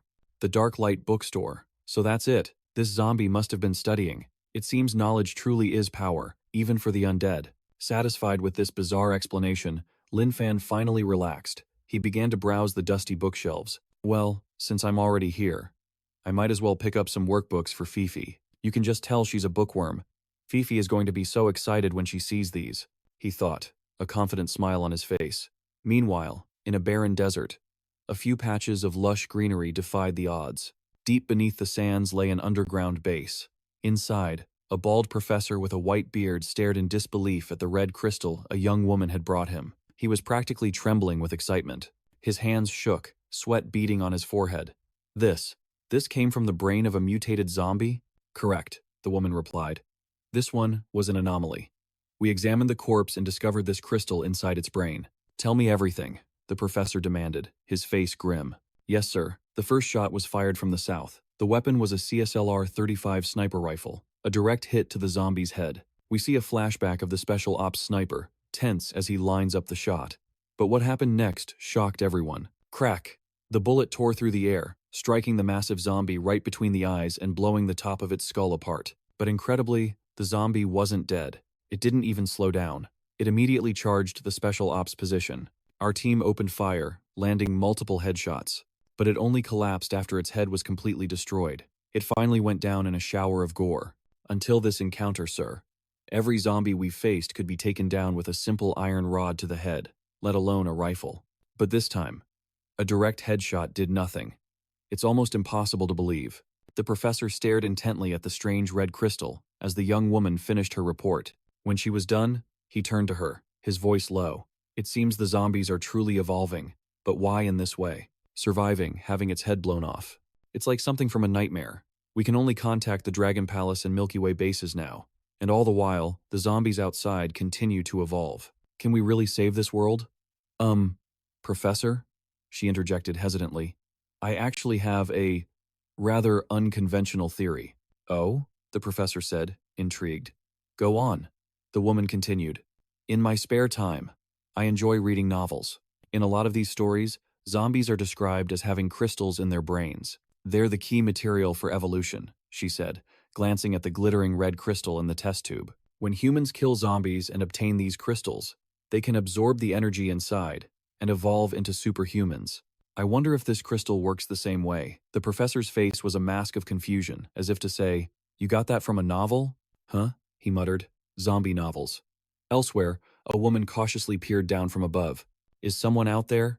The streets were crawling with horrifying zombies.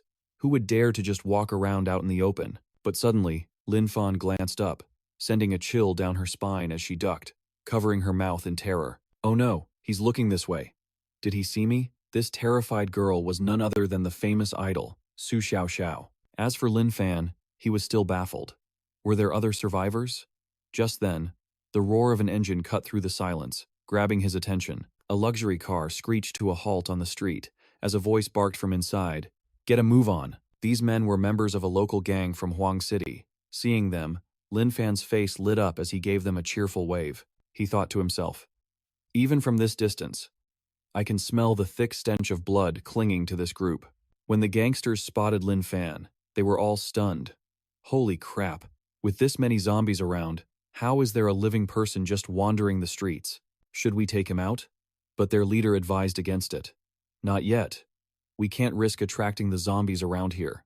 Don't forget the mission the boss gave us. The others heard him and agreed. Yeah, you're right. If we can't find what the boss wants, he'll have our hides. The driver glanced at Lin Fan, wondering, why isn't that idiot running? A twisted thought crossed his mind. After my guys come out with the guns, I'll tie him to the back of the car and let the zombies chase him down and tear him apart. But suddenly, Lin Fan sprinted right up to the car door, making the driver's face go pale with fright. What are you doing? He asked with a pleasant smile. Oh, nothing. Just came over to say hi. I was also curious what you guys are up to, but the driver remained on high alert. Damn, you nearly scared me to death. It's like I'm seeing a ghost. Weren't you just standing over there a second ago? How did you appear in front of me in the blink of an eye? Just then, the rest of the crew saw him and asked, Oh, this kid is still here. Hey, what are you two doing? The driver quickly changed the subject. Right. Did you find what the boss needed? One of them tossed a red bag into the car with a smirk. What do you think we were doing? With this, our lives are about to get a whole lot better. One of the gangsters eyed him with interest. You've got some guts, kid, daring to run around these streets all by yourself. So how exactly did you survive until now? Lin Fan's reply was more naive than imaginable. When I run into zombies, I usually try to talk to them first. Tell them not to be so impulsive. If they don't listen, I defend myself and cut them down. The gangster's face went blank. Is there something wrong with my hearing? What on earth is this guy talking about? Suddenly, another goon shoved a gun right in Lin Fan's face. Hey kid, do you know what this is? But Lin Fan didn't even flinch. He just stood there calmly. So that's why you four went in there. To steal guns? The man snapped back, irritated. Are you crazy? Steal? In case you hadn't noticed, this is the apocalypse. The apocalypse? The people we killed before this all begged for their miserable lives. You looking down on us? You little bastard? But before he could finish his threat, Lin Fan's blade flashed, cleaving the man's gun arm in two. My apologies. I've been fighting zombies for a while now. I swing out of habit. I forgot you were human. The man beside him saw this and scrambled to pull his own weapon. You little brat, you're asking to die. In the next instant, his entire body was split down the middle. The remaining gangsters were paralyzed with fear. His speed. It was so fast I could barely see anything. Is he even human? At the same time, inside the car, the driver yelled frantically, "You're screaming too loud. The zombies are coming. Get in the car, now." But his men just stood there, frozen in shock. The driver couldn't take it anymore and slammed on the gas, peeling out instantly. I'm not waiting for you guys. And you, kid. I'll remember what happened here today. Wait until I report back to the boss. He definitely won't let you off. The gangsters left behind chased after the car in a panic. You son of a bitch. We're not in yet. Get back here. But it was already too late for them. Lin Fan sheathed his sword. See, even the enthusiastic zombies couldn't hold back any longer. They might not be friendly, but when they see criminals, they bravely step up to bite you. The two thugs' faces sank into utter despair. Enthusiastic zombies? Are you kidding? It's because you sliced people up that the smell of blood is drawing them over. Suddenly, Lin Fan leaped onto a nearby roof. Remember this. Justice may be delayed, but it is never absent. He gave the gangsters a final wave goodbye. By the time the horde of infected closed in, it was far too late for them to react. Get your guns. It's too late. No, I don't want to die here. Su Xiaoxiao peeked out her window to survey the scene. What's happening outside? Why is there so much noise? She tried to assess the situation based on her own experience. There are so many zombies. Could that guy who was wandering around have attracted them? I can't imagine what he was thinking. It's so dangerous out there, and yet he was just strolling around. He must have been torn to shreds by now. Just then, Lin Fan appeared right behind her, making Su Xiaoxiao jump out of her skin. She blinked, wondering if her own eyes were playing tricks on her. Wait, this is the second floor. How is his face outside the window? What in the world did he do to get up there? Perched on an air conditioning unit to escape the mutants below, Lin Fan's mind was still racing. For anyone else, the apocalypse must have really broken this girl. As much as I want to help her, for now, I can tell she hasn't accepted reality yet. I need to give her enough time to recover from the shock. I think, since we just met, I must have terrified Su Xiao, so I need to make up for it. I've made my decision. From now on, I'll go to her window every day and give her a smile. I'll use kindness to win her over, to make her understand I mean no harm and that she doesn't need to be so afraid. But she thinks Lin Fan is a monster, so she grips the knife in her hand tighter. Crap, I'm done for. He's found me. Despite my frail appearance, I'm trying to act strong. What am I supposed to do now? If I run, I'll never escape. He'll definitely alert the other survivors. I absolutely cannot let them capture me. Damn it. Even if I can't stab him, I can still stab myself. I won't give him the chance to defile my body. In the Huangxi mountain villa, a panicked shout echoed from outside. Boss, this is bad. A bald man scrambled inside, desperate to report the disastrous situation. Boss, we've run into big trouble. Dafu questioned the outcome he was hearing. What happened? Mad Dog Wang Dafu. The man dropped to his knees before Dafu as he explained. Boss, we made it to the police station, but we ran into another group of survivors. They were hiding in the shadows, watching our every move. The second we found the guns, those people lured a horde of zombies right to the police station. Baldy was already incapable of handling the situation, and now he was resorting to his old habit of lying. I told the brothers to get in the car, but the sheer number of zombies completely blocked their path. In the end, I had to drive away and escape. I can't let the boss know the enemy was just one person, and that I got so scared by the zombies, I didn't even wait for my guys to get in the car before I floored it. Seeing his boss sit there like a statue, Baldy's anxiety skyrocketed. Oh no, why isn't the boss saying anything? Is he going to hit me? I've seen him smash dozens of bricks with his bare hands. He can even shatter a pebble with a single slap. Dafu pressed his smoldering cigar into the man's head and interrogated him. Then tell me, why didn't you die there with them? Baldy knew the consequences of defying his boss were too great. I have to endure it. I have to stay quiet. I can't scream. Not even once. I can't anger the boss, or I'm dead for sure. Sweat poured down his face from the tension, but he still had to feign loyalty. Boss, it's because I still need to be your driver. Dafu temporarily spared his life. Get out. He quickly fled the master's villa. For a few seconds, even Dafu himself was stunned. His plan hadn't unfolded in the interesting way he'd imagined. I was planning to clear out this entire villa complex and use it as my base, to continuously expand my territory. But I never expected another group in Huangxi would also think to get guns from the police station. It seems they are capable and ruthless individuals. I can't afford to let my guard down. As sunlight bathed the world in its glow, the sky turned a pale blue. Sunshine Community. Jun was busy sowing seeds in a patch of land near her home. These seeds from Little Fan aren't enough. When he gets back, I have to tell him to figure out a way to bring more. Jun then asked Guo to tie ropes around some wooden planks. Old brother Wang. Secure this side a little more. He happily obliged. All right. Little Fei Fei, despite her age, had a strong desire to learn. Mrs. Su, can we learn English? Liang Yan had her own opinion on the matter. Child, English is useless now. We should be learning math, physics, and chemistry. That's real knowledge. Little Lian nodded in agreement. Yes, ma'am. Fei Fei was shocked to find a huge stack of books on the table, personally brought back for her by Lin Fan. Fei Fei, are you happy? Just don't get too excited now. I saw you were an eager learner, so I grabbed these for you last night. He probably couldn't tell if Fei Fei was moved to tears or just catching a cold. Look how happy you are. You're crying again. I told you not to get so excited.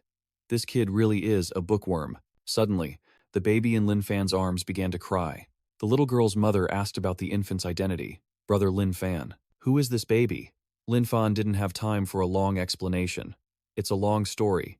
I remember you used to be a military doctor, so I was hoping you could check on the baby's current condition.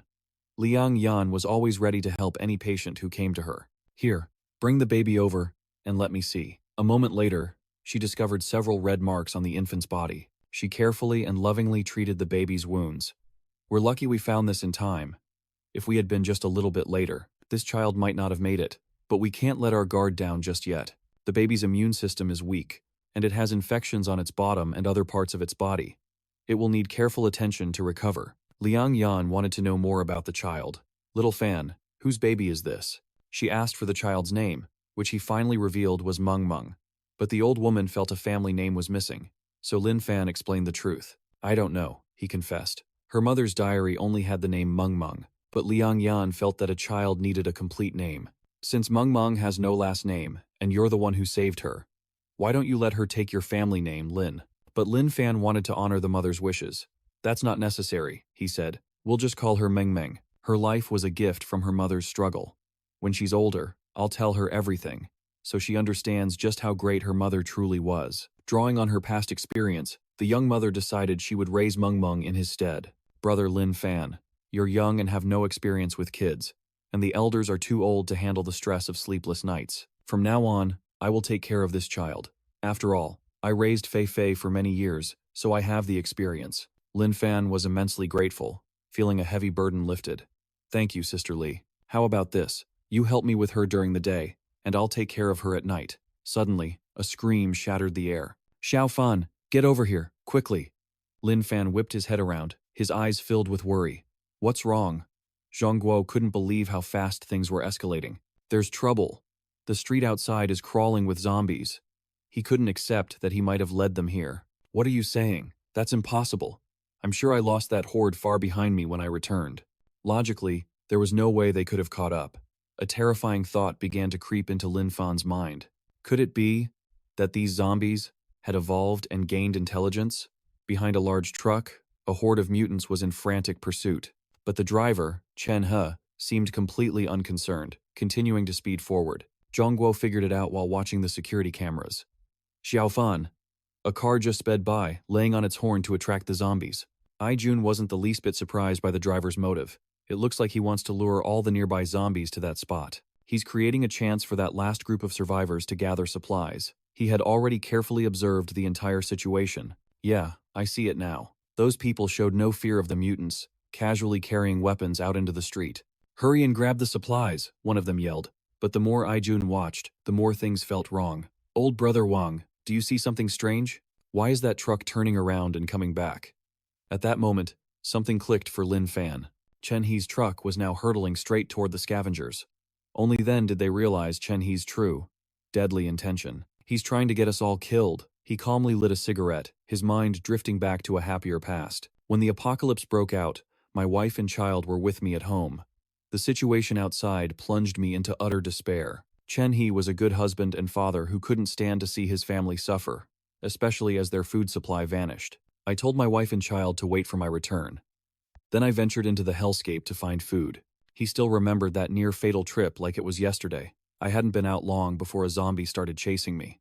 In that critical moment, a truck appeared. 2 men got out, one of them holding a shield. Chen, he was stunned. The other man held a steel pipe. With flawless coordination, they pierced the zombie's brain in an instant. Desperate to save his family, he pleaded with them. I wanted to go with them, but they weren't interested. But when I told them, my wife and daughter were at home, hoping they might spare some food. A decision that has surely haunted Chen He to this very day. Suddenly, they agreed, telling me to bring my family and join them at a shelter. At the time, I thought I had met good people. I had no idea I was walking straight into the deepest pit of hell. He witnessed their evil, and hatred took root in his heart. The moment they met my family, their inner beasts were unleashed. They tied me up and violated my wife right in front of my eyes. Bound to a post, Chen He could only watch helplessly as she was brutalized. His heart was in so much pain he couldn't even speak. Tears just streamed from behind his glasses. Chen. He was trapped in a nightmare.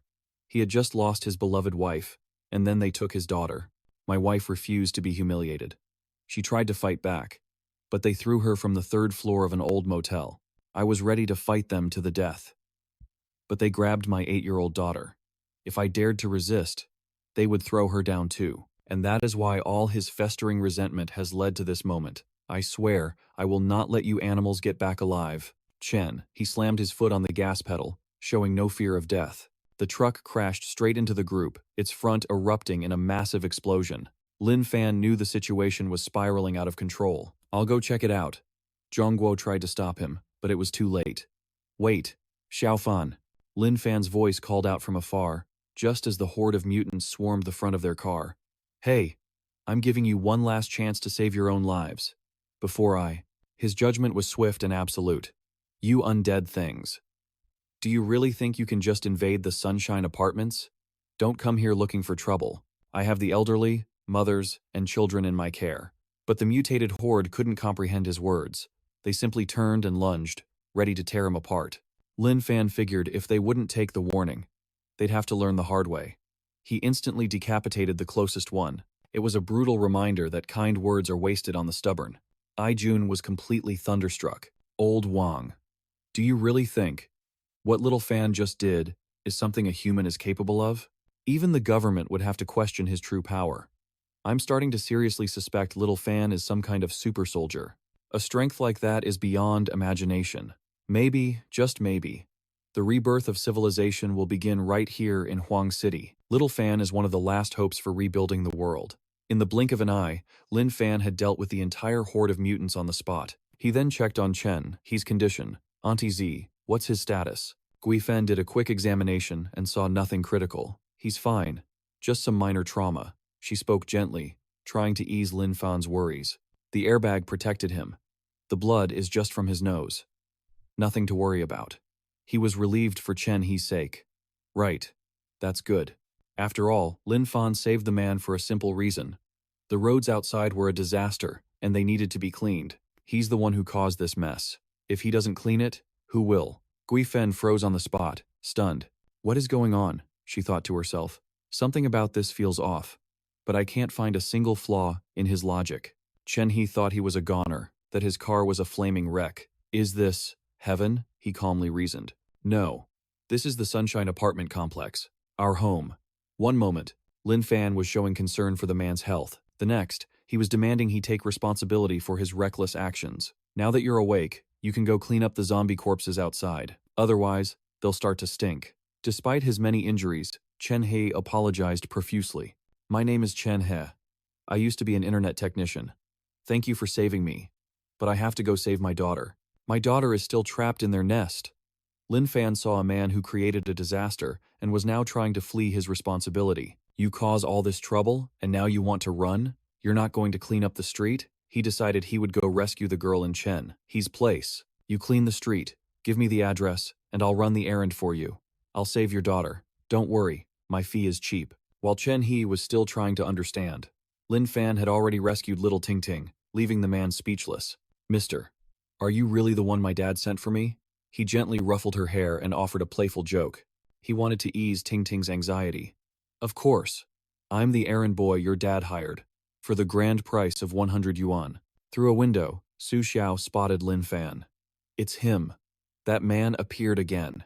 For some reason, she immediately thought he was bullying someone. Worse yet, he had captured a little girl who looked about 8 or 9 years old. Just then, Lin Fan's gaze drifted towards Su Xiao's window. It's her. Far from being angry with her, he actually stood below and waved. Su Xiao quickly ducked out of sight, but her heart pounded with fear. Oh no, that guy is looking at me, and he's got that disgusting smirk on his face. She yanked the curtains closed so Lin Fan couldn't see her anymore. Su Xiao was truly one to assume the worst. She began to sob, terrified she would die at his hands. That monster couldn't catch me, so he caught a little girl instead. She couldn't stop thinking about the tragic fate that awaited the child. The guilt was crushing. Are we supposed to just let scum like that do whatever they want? Lin Fan could only scratch his head in confusion, unsure how to help. The reaction of that survivor in the cake shop is really strange. Could the apocalypse have actually driven her insane? Is she mentally unstable? He even gave a kind warning, hoping to keep Ting Ting safe. Just forget it, Ting Ting. Survivors with mental issues are terrifying. They can easily hurt other people. From now on, you need to stay far away from them.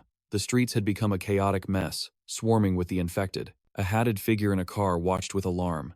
Damn it. The woman they called Big Sis couldn't help but worry about the situation outside. What's wrong? Her subordinate suddenly recognized a familiar face. Big Sis, both of you, look at the intersection up ahead. It looks like that weird survivor we ran into before.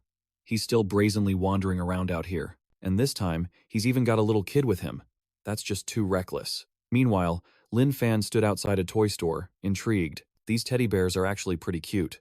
I should get one for Mung Mung. Ting Ting, do you want one? Ting Ting pressed her hand against the glass. Yes, I do. In the car, the woman couldn't bear to see innocent people get hurt by the mutants. This is bad. There's a horde of zombies chasing our car. If they spot him and the girl, they're as good as dead. Big Sis immediately gave an order to her subordinate. Old Mao, honk the horn now. Help them by luring the zombies away. Old Mao moved to obey her command. But before he could hit the horn, a sudden singing voice shattered their entire plan. What do you call Daddy's daddy? It turned out the sound was coming from a mimicking tree, replaying a nursery rhyme that little Ting Ting adored. Daddy's daddy is called Grandpa. So what about Daddy's mommy? The sound instantly grabbed the attention of the mutants, driving them into an uncontrollable frenzy. Daddy's mommy is called Grandma. With bloodshot eyes, they charged like madmen toward the living. Yet, Lin Fan paid the danger no mind. A threat was creeping up from behind. The man in the cap was sweating bullets, shocked by his leader's unbelievable speed. Holy crap, what a woman. It seems he was one step ahead of us, luring all the zombies away for us. The atmosphere around their leader fell completely silent. We're doomed.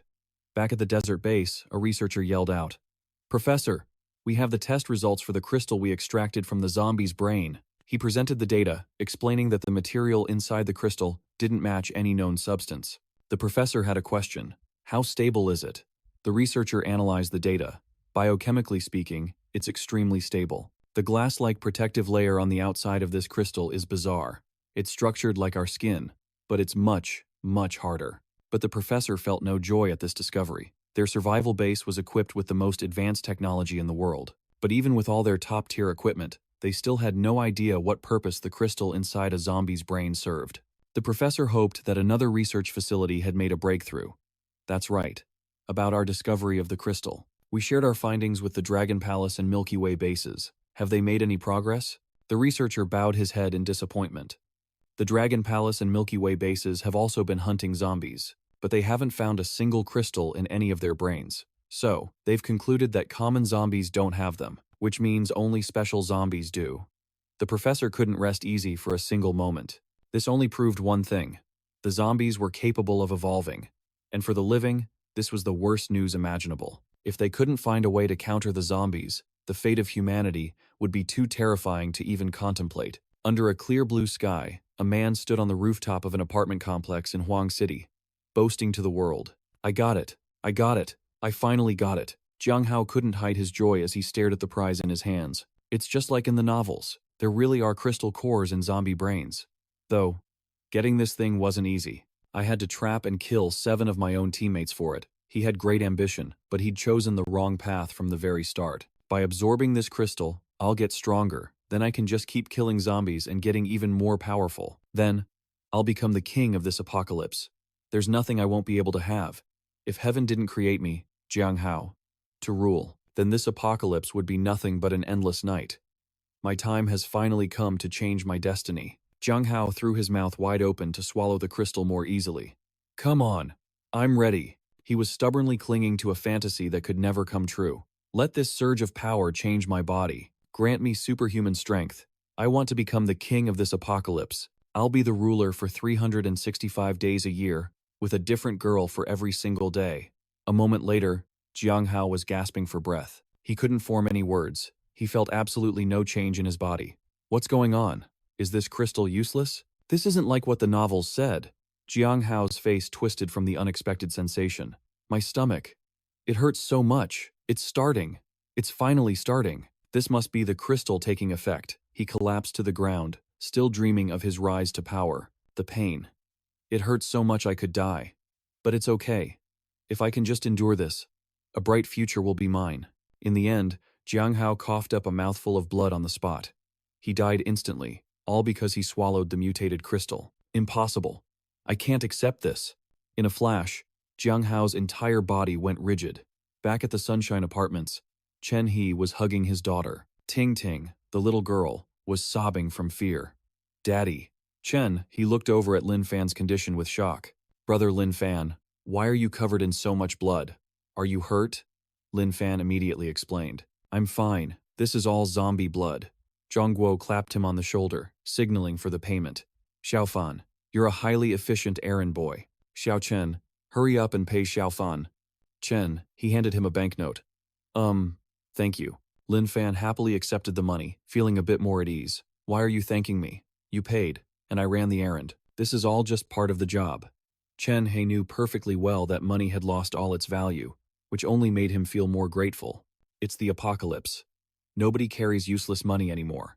Old man Wang gave me this 100 yuan bill earlier. I thought everyone was just joking around, but I can't believe he actually took it. He whispered into Zhang Guo's ear, full of doubt. Old man Wang. Isn't that a bit of a problem? He felt this was perfectly normal, and always respected the fruits of another's labor. A problem? What kind of problem could there be? You pay for goods? That's just business. Same goes for running errands. This might be the apocalypse. But here in the Sunshine Apartments, we still do things our way. And don't you dare think any of this is meaningless. If you really think about it, this kind of behavior creates order. And only with order can there be a future. Jun told Chen He not to overthink it.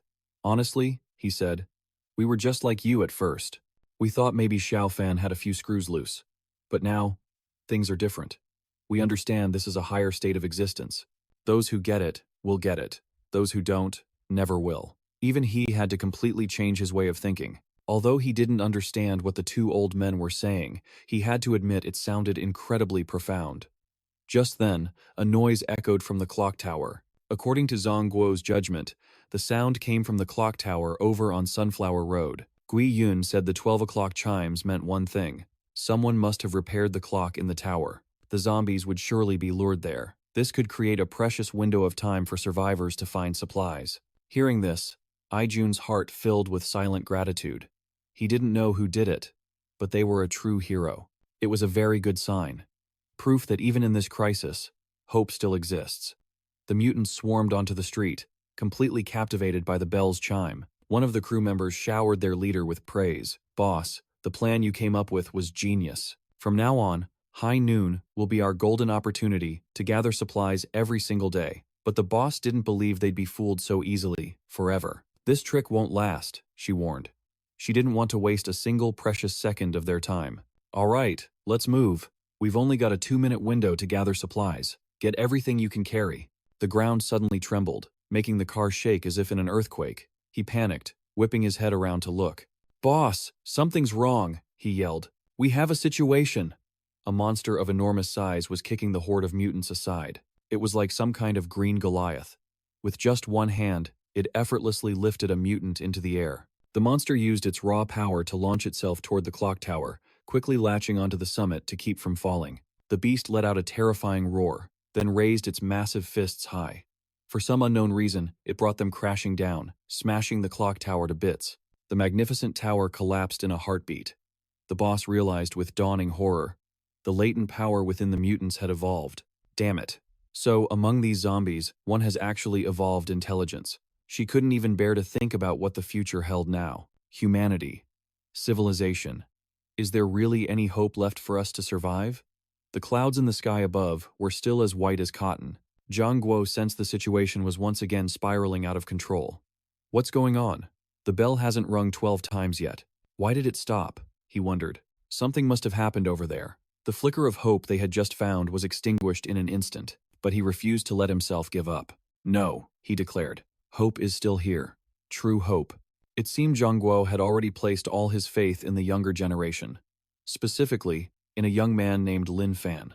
"Xiao Fan, the apocalypse is upon us. Danger is everywhere, but hope has always existed. It just needs someone to find it, someone to lead the way, and someone to amplify that flicker of hope so that others can see it, or perhaps even just touch it." There is a very famous saying, "With great power comes great responsibility." When any of us does something, we can't only think of ourselves. If we fail to shoulder our responsibilities, then one day, human society itself will crumble to dust. He trusted the young man's ability to lead and handle any situation. An individual's strength is limited. This can't be done by just one person. That is why, at times like this, a leader must emerge to give a gentle push, to gather the strength and faith of everyone, and make it something far greater. It seemed Lin Fan had finally understood. But no, he was as naive as ever. "Old man Wang, I don't understand what you're saying." The old man chided himself for being too cryptic. How could I forget Xiao Fan's unique way of thinking? Talking to the boy like this was clearly not working. He had to try a different way, one the boy could understand. Zhang Guo immediately came up with an example. "Xiao Fan, how about we try this?" he began. "I know there's a brokerage firm nearby, and you want to earn more money. Why don't you go there and get a part-time job, handing out flyers to see if anyone wants to move to our apartment complex? If you find people, you'll not only be helping those in need, but you can also earn a nice brokerage fee." Lin Fan's eyes lit up instantly.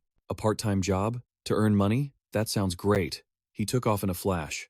"Old man Wang, I'm heading out to work right now." Gui Yun still felt a pang of guilt. "My dear," she said, "are you sure it's okay to trick Xiao Fan like that?" Zhang Guo stood by his decision, a firm believer in striking while the iron is hot. "How is this a trick? I was in the army for many years. Xiao Fan is the strongest person I have ever met. So strong, he's almost not human." He looked up at the blue sky and said with conviction, "It's possible that Xiao Fan is humanity's last hope." The skyscrapers of the city rose up one after another. Lin Fan suddenly turned his head to look back. The sound of a car engine had captured his attention. So bold. The guy with purple hair invited Lin Fan to join him, even though they were total strangers. "Hey brother, hop in, let's survive this together." He politely declined the invitation. "Thanks, but I'm good. I'm working right now, and I already have a place to stay." He slammed his foot on the gas, as if venting his anger. The car tore down the road, leaving Lin Fan watching from behind. The blue-haired girl worried he would be in danger. Are we just going to leave him like that? The roar of the car was luring zombies over. If he stays there, he'll be in serious trouble. But Purple Hair couldn't care less.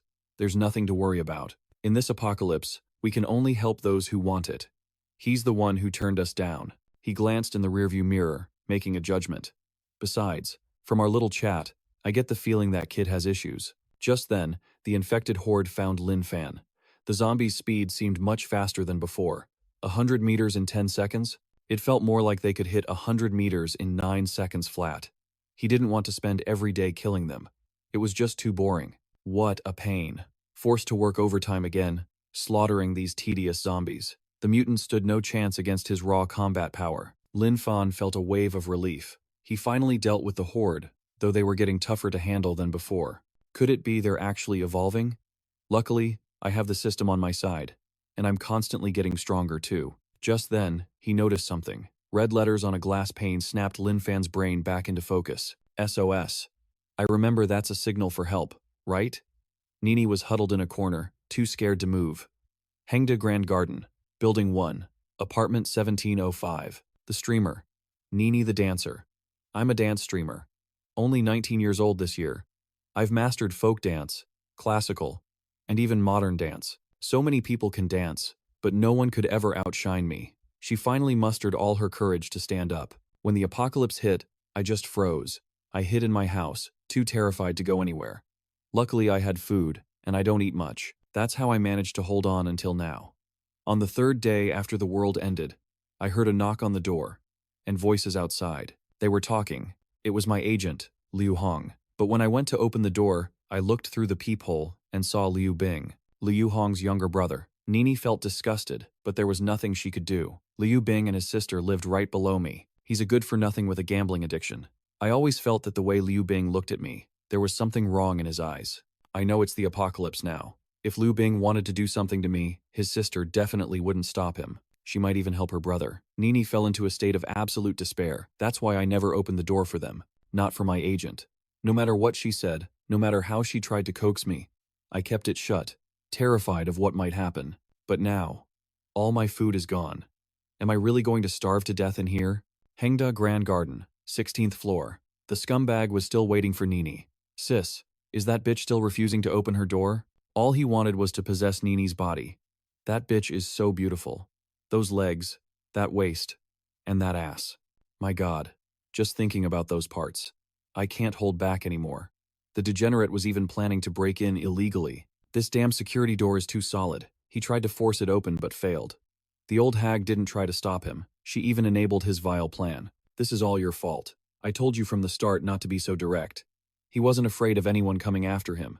It's the apocalypse. Who cares about that stuff anymore? The scumbag suddenly stopped joking. Sis, be quiet for a second. I think I heard a noise outside. The old woman grew tense. Is it a zombie? He didn't have the guts to step out and check. I don't know. It could be a zombie, or maybe not. Let's just wait and see. Someone approached and knocked on the door of 1705. A voice echoed from outside. Hello?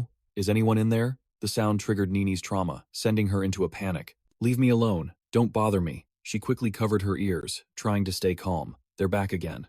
Is that bastard Liu Bing at my door again? I'm really about to break. I just want to grab a kitchen knife and end it all.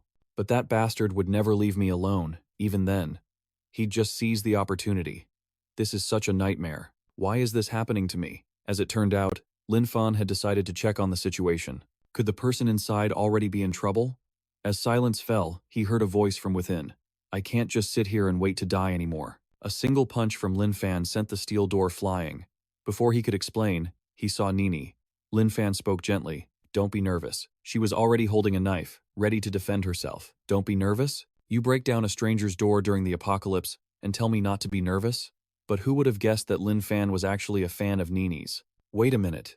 You're Nini the dancer. I watched your live stream. I even donated 100 yuan to you once. I used to watch for free and never sent gifts, but she dances so well. She misunderstood his intentions and wanted to leave with her dignity intact. Don't come any closer. If you dare take one more step, I'll die right in front of you. I'll make sure you can never have me. Nini's voice was firm. My fear was amplified by movies I'd seen. I once watched a foreign film with my best friend in our dorm.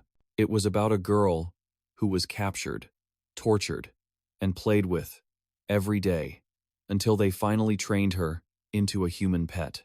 Back then, I just thought it was fake. How could something like that actually happen? But now, I realize people are capable of such horrifying things. No matter what, I absolutely refuse to end up like that. Lin Fan raised his hands in surrender, showing he meant no harm. I don't have any ill intentions. My name is Lin Fan, and I'm a real estate agent. I was passing by and saw the SOS signal you wrote on your window, so I came to check things out. As for the door, I'm truly sorry.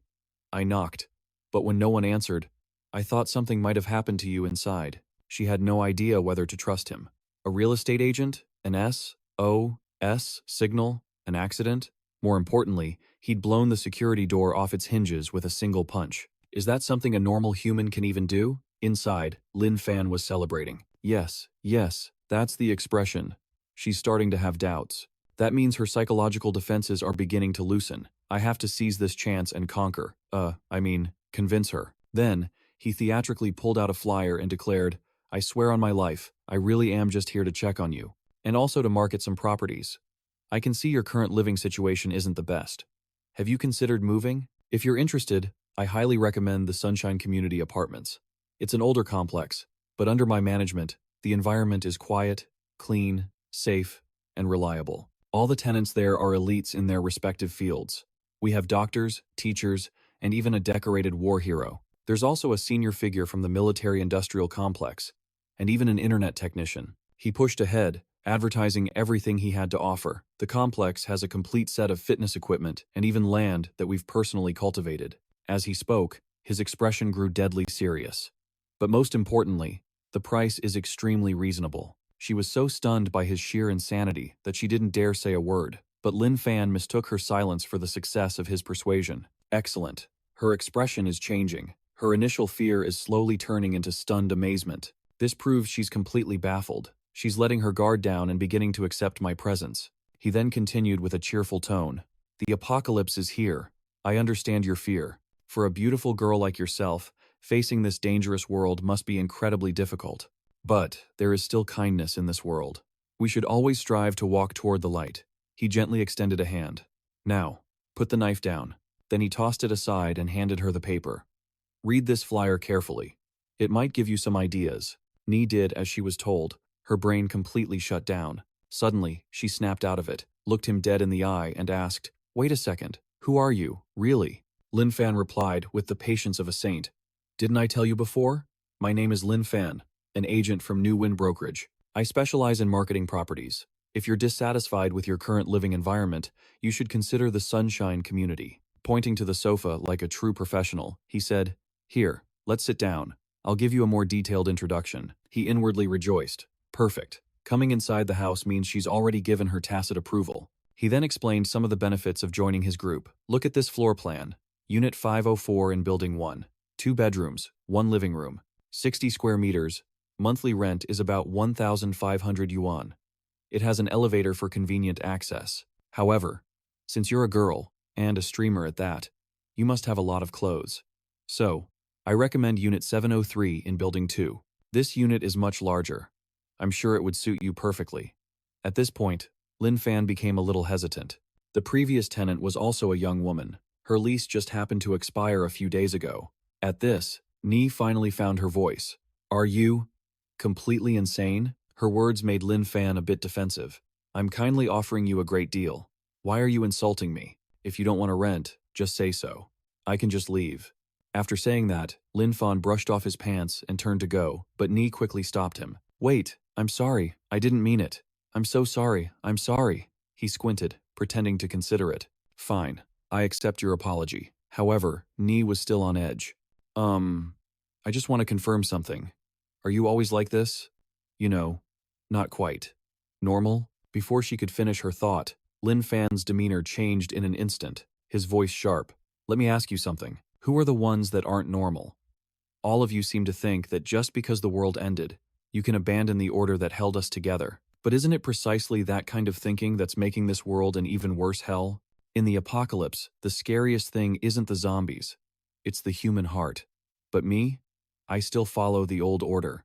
I live my life normally, just like before, because I have the power to do so. His words made Ni break out in a cold sweat. In this world, she decided, it was better to believe in this madman than in nothing at all. He might be a little strange, but everything he was saying made sense. Could he be playing dumb? Is he acting crazy just so people will let their guard down? Whatever, the door's been destroyed. Staying here is a death sentence. I have to get out. Just then, Lin Fan smiled and repeated his offer. So, do you need to rent a house? Nini immediately agreed. I'll rent it. I'll rent it. I'll take the one you mentioned. Lin Fan chuckled after hearing her response. All right, then you should pack up your things. This left Nini confused. Pack up? He nodded. That's right. You need to move. Don't you have things to bring? Like your important items? And don't forget your bank cards. If you have cash, bring that too.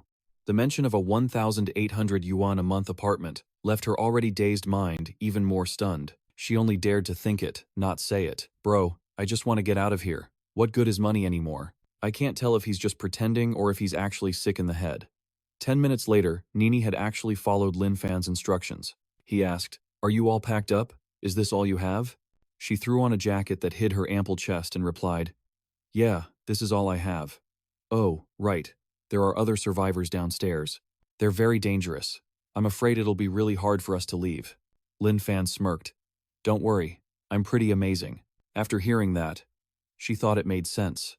Amazing? I guess so. He did punch through a security door. After all, just as they got to the door, a man suddenly appeared, causing the color to drain from her face as she was gripped by absolute terror. The thug pointed a meat cleaver at them.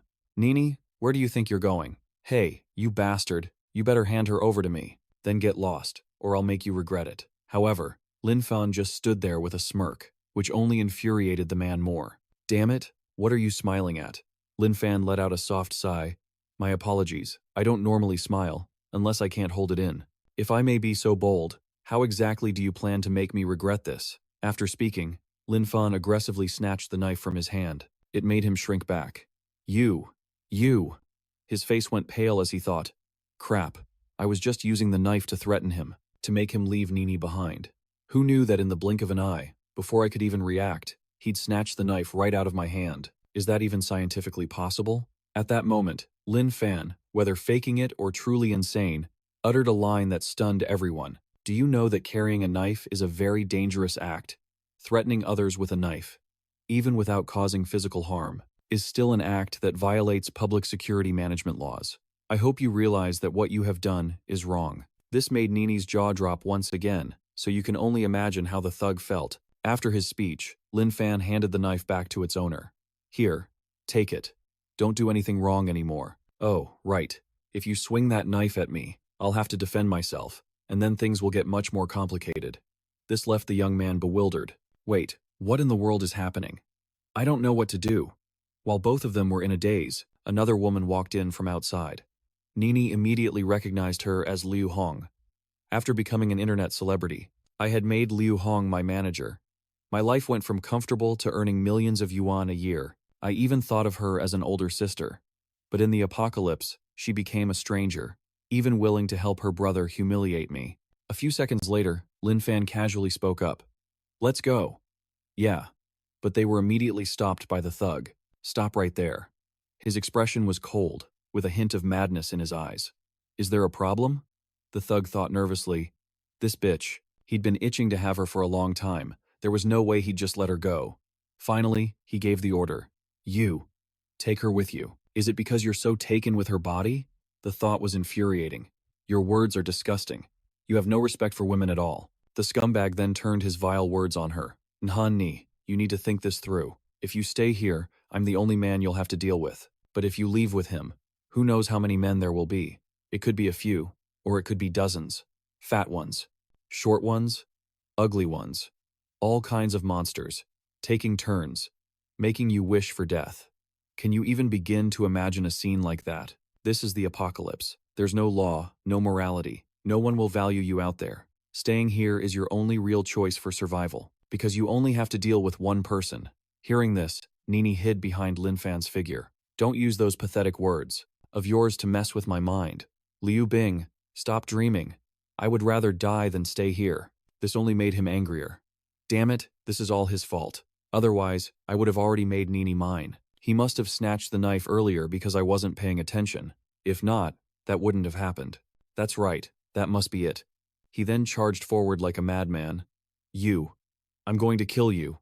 As for Nini, all she could do was stand behind him and give a warning, because she was fundamentally powerless to do anything else. "Be careful." Liu Hong stood by, waiting for an opening. Nini was frozen in terror, and all she needed was the perfect moment to help her brother and take down that man. But before she could even make a move, she watched in horror as her brother was sent flying, then slammed his entire body against the wall, pinning him there in a gruesome display. That's when Lin Fan uttered a phrase, so cool it could freeze hell over. "This has nothing to do with me. I was only defending myself." Nini was stunned. There was something incredibly handsome about him. He was just too strong. In the blink of an eye, Liu Bing was wasted. With business concluded, Lin Fan simply dusted off his hands. Let's go. He left the two siblings to their tearful reunion. As they headed downstairs, Nini's confusion grew, and she had to ask, "Did you kill all these zombies by yourself?" He nodded as if it were nothing. "Yeah. When I got here, this horde was just wandering around. They charged at me, so I didn't have a choice. I had to defend myself." The more she looked, the more she whispered in disbelief. "This is terrifying." Then she called out, Can I just confirm something? What exactly is it that you do for a living?" Lin Fan seemed annoyed. "I already told you, I'm an employee at New Wind Realty." Is he really just a real estate agent? This feels like the plot of a short film. A man with a seemingly ordinary job, who's secretly a hidden master. She pressed on, "Have you always been living like this out here?" He answered every one of Nini's questions with ease. "That's right. When the apocalypse hit, a lot of things became inconvenient. I need to earn a living to support myself. I might look like a real estate agent, but my real job is security. I usually help maintain order in the residential area. Old man Wang, who just moved in, even pays me a salary for it." She was baffled. "Security? You're saying your main job is a security guard?" He gave a slight smile. "That's right. What's wrong? Why are you so worked up?" She kept asking. "You're not also doing food delivery or something, are you?" He replied instantly, "No, but I do run errands for the other survivors. It helps me earn a little extra income." After her investigation, Nini came to a conclusion. It all fits. It all fits. Everything fits. Real estate agent, security guard, errand boy. These are all classic cover jobs for the legendary Dragon King. Amazing. She, a celebrity, had managed to latch onto him. This was the best luck ever. She couldn't stop herself from bursting into laughter. This made Lin Fan completely misunderstand. What a pity. Such a pretty girl. But she's a total airhead. Just then, old man Zhongguo came out to greet them. "Little Fan, you're back." "Yes," the old man chuckled, placing a hand on his shoulder. "This is more like it, little Fan. You've finally seen the light. A young man should spend more time with pretty girls. Once you get old, you won't have the energy for it even if you want to." Seeing Lin Fan's confused expression, the old man leaned in and whispered, "You silly kid. Just imagine it.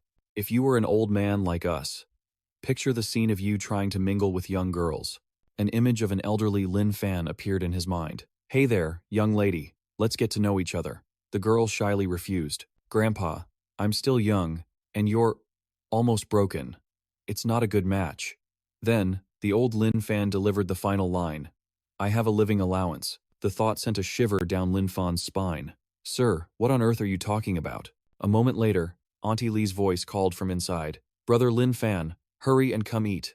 Lin Fan then began to introduce everyone. "Miss Yan, let me introduce you. This is Sister Li Mai, an amazing cook.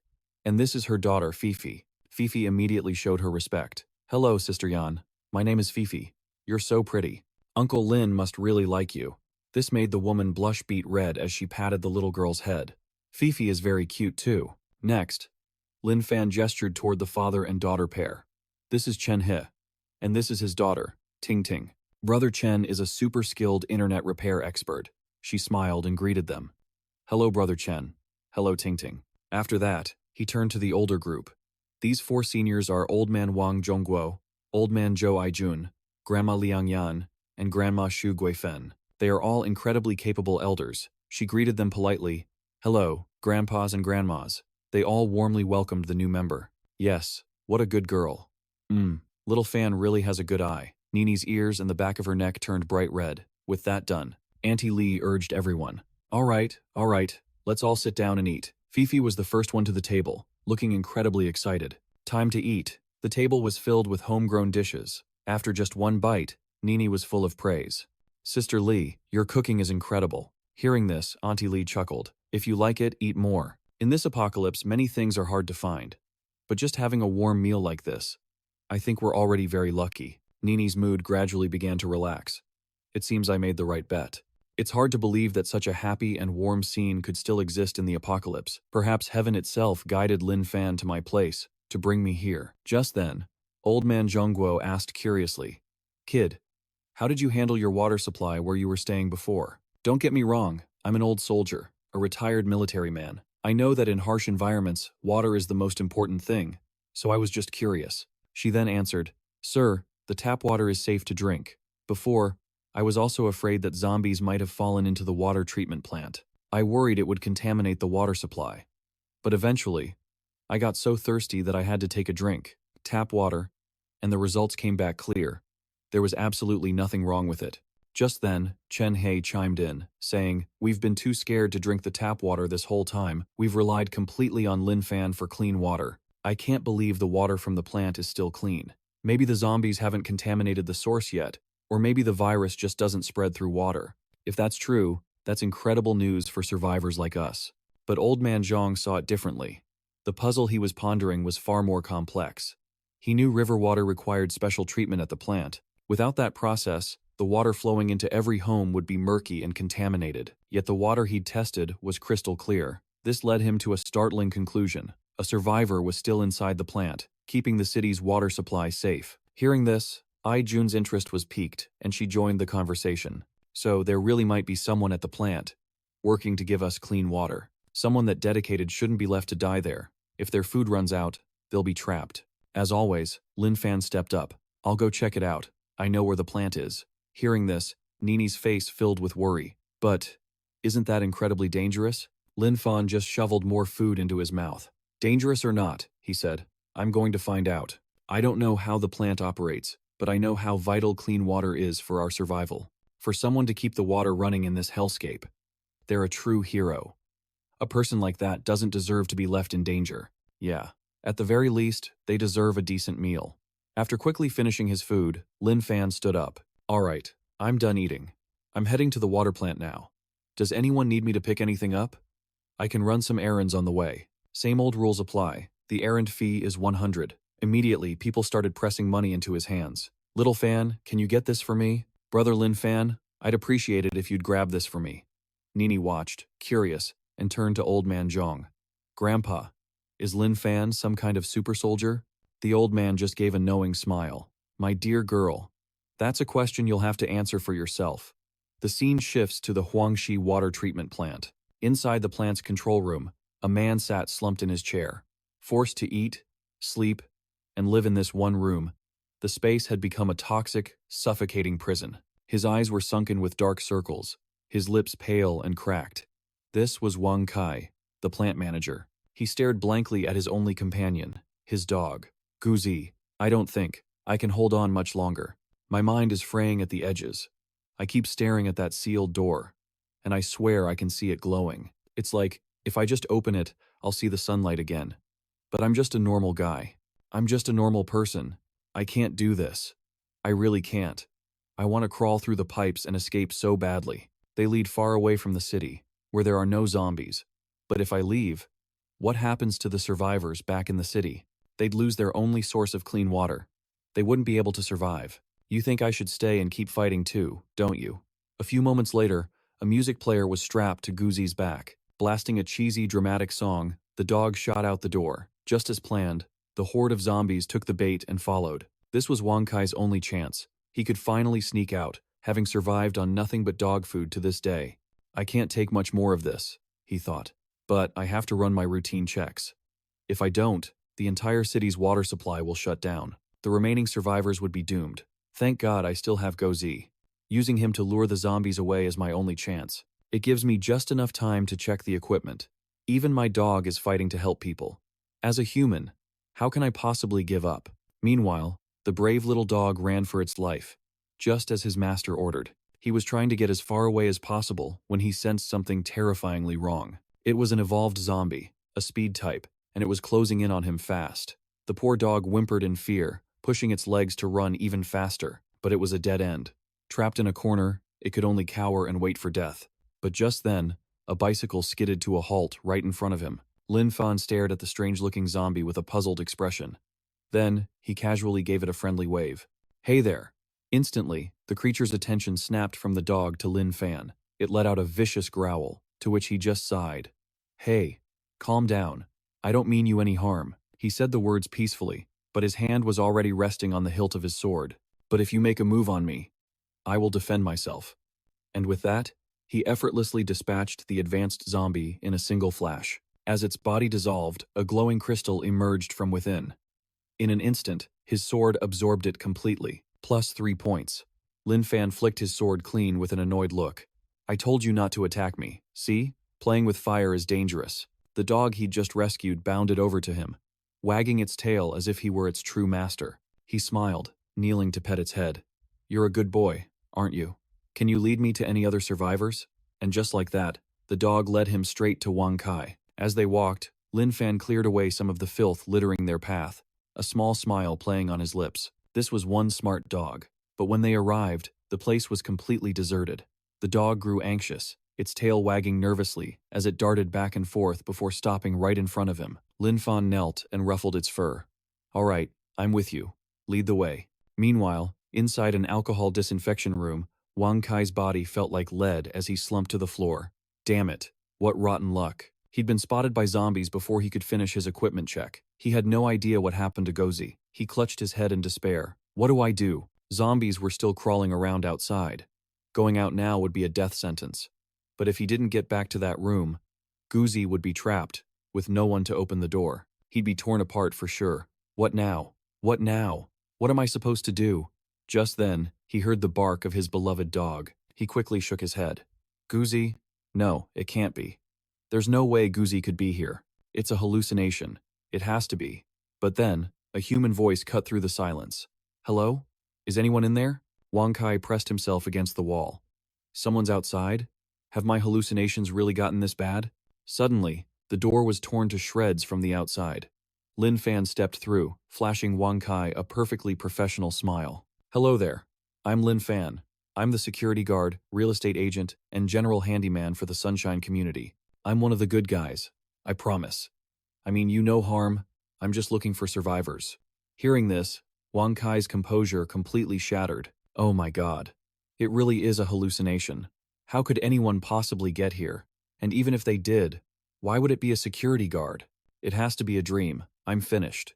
The zombies must have broken down the door, and my mind is just trying to protect me. It's over. Everything is over. Seeing the terror on his face, Lin Fan knelt down to reassure him. Don't be afraid. I'm here to get you. You're safe now. Wang Kai stared blankly. Is this real? Not a hallucination? Then, he completely broke down, sobbing as he clung desperately to Lin Fan. Finally, someone finally came to save me. I thought everyone had forgotten about me. Lin Fan accepted the embrace. Those who gather firewood for the community should never be left to freeze in the snow. You're a hero to this city. I'm sorry I was late. A short while later, Lin Fan brought Wang Kai and his little dog back home, even giving them a hot meal. This is so delicious. Before this, all I had was dog food. I ate so much I was sick of it. Seeing Wang Kai's expression, Ding Ding turned and asked, Big sis Fei Fei, has this uncle never eaten rice before? The girl replied, Ding Ding. I think this uncle must be the reincarnation of white rice itself. He just loves it that much. Ding Ding gasped. Oh, so that's how it is. Just then, Lin Fan leaned down and whispered to Fei Fei. Fei Fei, isn't Ding Ding older than you? Why does she call you big sister? The little girl whispered back. During our time together, I've got her wrapped around my little finger. Making her call me big sis isn't too much to ask, is it? Meanwhile, Gozi watched his owner with concern. Why does Master look so hungry? Wasn't he happily eating dog food with me just this morning? After devouring his bowl, Wang Kai looked up, a bit embarrassed. I'm sorry. I was starving, so I ate a little too much. Little mother gave a gentle smile. It's all right. A healthy appetite is a blessing. You arrived so suddenly, I didn't have time to cook, so please don't mind. Just then, Uncle Zhang came over and placed a hand on his shoulder, praising him warmly. Young man, you've done well. You've been at that water plant all this time. Me and everyone else here owe our clean water supply to you. This made Wang Kai a little bashful. You're giving me too much credit, sir. I'm just an employee of the water plant. It's my duty. I was trapped there with nothing else to do anyway. I just did what I could. It's nothing worth mentioning. Hearing this, the old man chuckled. A good answer. It's my duty. That simple duty you speak of is what saved the lives of every survivor here. When the apocalypse hit, nothing was more important than water. Without it, none of us would have made it. At that moment, Lin Fan spoke up. Would you be interested in moving to the Sunshine community? I'm also a part-time agent for the New Wind Realty Company. If you'd like to relocate to the Sunshine community, I can find a place for you. This statement left Wang Kai completely stunned. Huh? Uncle Zhang quickly stepped in to explain. What Little Fan means is, if you want to live here, He can help you find an apartment. Right now, Little Fan works for New Wind Realty, specializing in rentals. The rent isn't too expensive, only about 16 or 1700 yuan a month. Even though it's the apocalypse, paying rent for a place to live is perfectly normal. You understand? But Wang Kai's mind was still reeling. I think I get it, but I also think I don't. Little Mother tried to clarify again. It's okay, you'll get used to it. Among all of us, Old Man Wang probably understands Brother Lin Fan the best. He was afraid that if Brother Lin Fan was too direct, you wouldn't understand. But it didn't help. Wang Kai was still lost. Honestly, I still don't get it. Uncle Zhang placed a hand on his shoulder once more. Young man, you seem like a perfectly normal person, just like any other who gets scared sometimes. But when trouble comes, you have the courage to stand up and face it. That's something I truly admire. The high praise left Wang Kai awkwardly rubbing his own bald head. Wait, is he actually complimenting me? At those words, a shadow fell over the old man's face, his mind drifting back to the days of his youth. He remembered a comrade from the war, a man who always seemed timid, even frail. But when the moment of truth arrived, that same man charged a tank with a bag of explosives. It was something he never could have predicted. Only later did he understand that a person is made of both fear and courage, that all their hidden facets make them whole. In the moments that truly matter, the bravery people can unleash is beyond imagination. Hearing this, it all started to click for Wang Kai. All right, I finally get it. This old man was the philosophical heart of their small community. Just then, Lin Fan walked up with the smooth air of a real estate agent. I've got an apartment I can set you up with. It's on the 5th floor, unit 504, rents 1400 a month. A real bargain. So, will that be cash or card?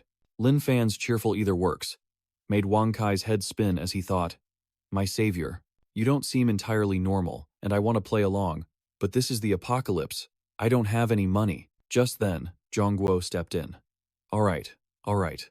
Young people these days always spending money recklessly instead of finding a wife to manage it. Zhao Fan, my boy, just put his rent on my tab. He can pay me back when he gets his paycheck. He just so happens to have a job at the factory waiting for him.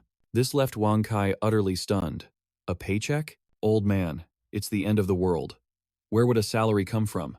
Then, a thought struck him. That's right, Brother Fan.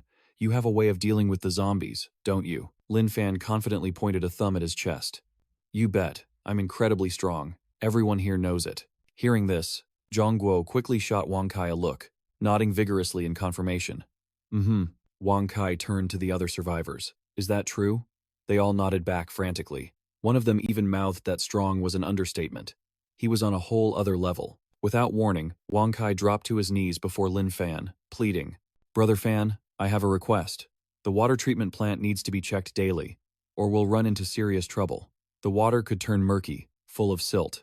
I could never make it there on my own. So, since you're so confident against the zombies, could you escort me to the plant once a day, around noon? Lin Fan let out a long yawn and replied, No problem at all, if there's nothing else.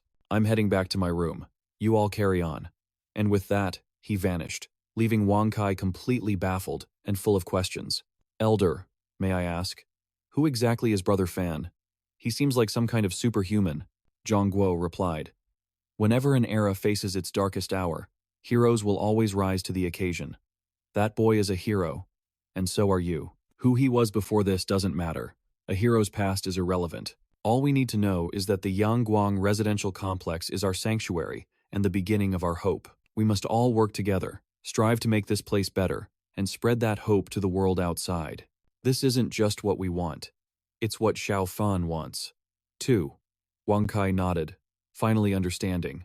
Yes, that evening, at the desert base, data transmissions from the Dragon Palace and Silver River outposts were received. The intel was compiled into a detailed report. Dragon Palace Base successfully hunted a mutated, infected, and extracted the crystalline core from its skull. After numerous experiments, the core displayed no observable properties.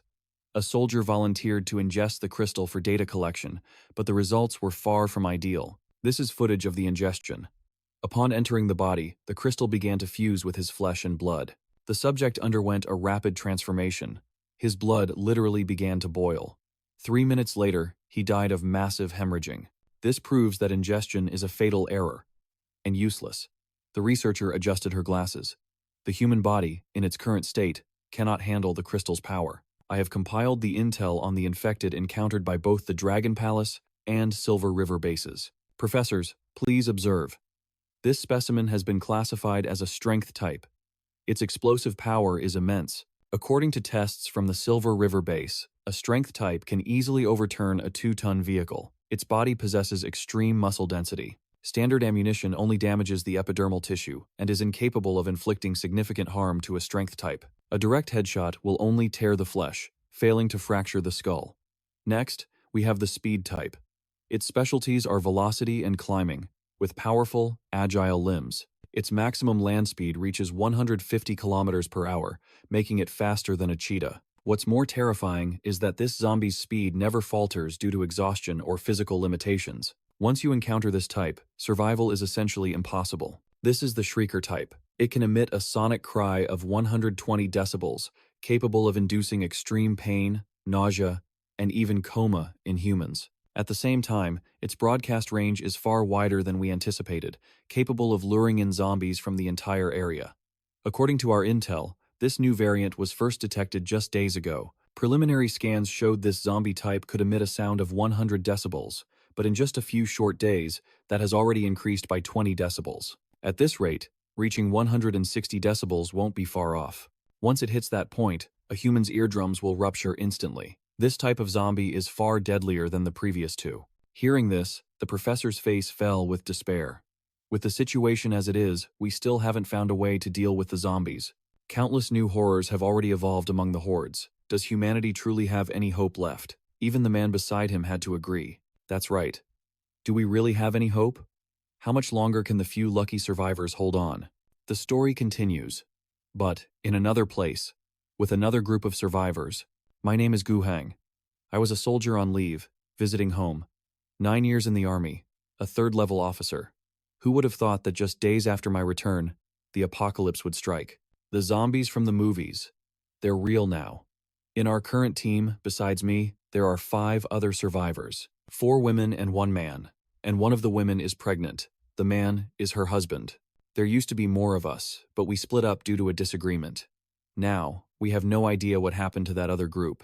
Just then, a man with a gaunt face asked anxiously, "Brother Gu, what's the situation outside?" Gu Hang shook his head. Not good. He then turned to the expectant mother. "How's our sister-in-law doing? Is the pain gone?" Her husband answered for her, "It's much better now, but I have a feeling the baby's coming in the next few days. She's scared." Before he could finish, Gu Hang walked over and clapped his shoulder reassuringly. "Don't worry, I'm here." Okay. But his true thoughts were a storm of doubt. What else could he say? This is the apocalypse. There's no way we can get to a hospital. And giving birth here is even more dangerous.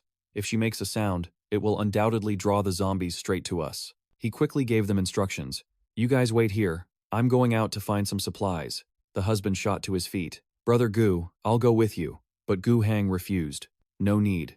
You stay here and take care of everyone. My body is in better condition than yours. If I run into trouble, I can climb my way out." The husband reluctantly sat back down. "All right. Then you have to be careful." Gu Hang nodded. "I will. If I see any zombies, I'll run immediately." The husband shook his head. "No, I don't mean the zombies." Gu Hang looked confused. "Not zombies?" The husband continued. "Brother Gu, haven't you heard the stories? Lately, survivors around here have been buzzing about the legend of the apocalypse. With a lone figure with a single sword," he said, shocking Gu Hang to his core. "A legend of the apocalypse?" The husband explained that on streets swarming with zombies, a lone figure is always seen roaming, carrying a single blade. Everyone says he's the undying ivy that never withers, the immortal ghost of Huang City's apocalypse, which only confused Gu Hang even more. Undying ivy. Immortal ghost. What is all this nonsense? How are these completely unrelated keywords even pieced together? The scene shifts. Meanwhile, in a warm shelter elsewhere, Uncle Zhang saw him and hurried over. "Xiao Fan, are you very busy today?" he replied calmly, patrolling the complex, clearing out the store with Wang Kai, and then to the water plant. "This afternoon, I have to work as a broker again." This made the old man chuckle. "So busy. In this whole shelter. Maybe in this whole apocalypse. Only Xiao Fan is the busiest. Perhaps that boy truly is humanity's last hope." At the same time, Liang Yan was diligently teaching 2 small children. "Look, this problem should be solved like this, and then this, and on the other side, Auntie was happily helping out. Grandma Z, let me help you, the old woman chuckled. We were just short on hands. It's great that you can help. Over on another side, Nini had just finished a training run. As soon as she saw him, she stopped. Brother Fan, Miss Yan. Nini frowned. Brother Fan, don't be so distant. You can just call me Xiao Yan or Nini. That's what all my friends call me. Lin Fan nodded, but did the exact opposite. Okay, Miss Yan. This left her completely speechless. They started walking and talking together. Brother Fan, Mr. Wang often tells us that hope is still here, that Huang City will one day be bustling like it used to be. Do you think that's really possible? He turned the question back on her. Do you think it's real? Nini smiled softly and met his gaze. Before I met all of you, I didn't believe, but now, I do. Hearing this, he smiled too. You already have the answer and the faith. As long as you pursue that belief, you will definitely succeed. In truth, Nini had a question she'd been holding in for a long time, and today was finally her chance to ask. Brother Fan, why do you always think about working to earn money during the apocalypse? I know a lot of people out there are just hurting each other, taking whatever they see. He simply replied, I'm afraid that when the light of justice finally shines again, I won't be able to change back. She thought to herself, won't be able to change back. So Brother Fan is truly planning for the future. Now I'm starting to believe what Mr. Wang said. Maybe Brother Fan really is the hope of humanity. After that, Nini changed the subject. Brother Fan, do you have a girlfriend? Lin Fan answered nonchalantly, no. Seeing her chance, Nini quickly seized the opportunity. I don't have a boyfriend either. So, have you ever thought about dating? However, Lin Fan's reaction was, he was resolute, shutting her down flatly. There's no need. His words made Juni's face drain of color. Did he just reject me? When she desperately asked why, Lin Fan gave her the most unbearable excuse. I'm still young. I'm only 20. Then he quickly walked away. All right, enough talking with her. I need to go clear out the zombies in the vicinity. If I just keep pushing forward, I can definitely clear out all the surrounding stores, then expand my operation to the whole district. Huang City will definitely be cleansed. In that moment, Juni felt she understood the deeper meaning. Huang City will be cleansed. I see now. Brother Fan wasn't rejecting me. He was telling me that in this chaotic apocalypse, how could anyone possibly think about starting a family?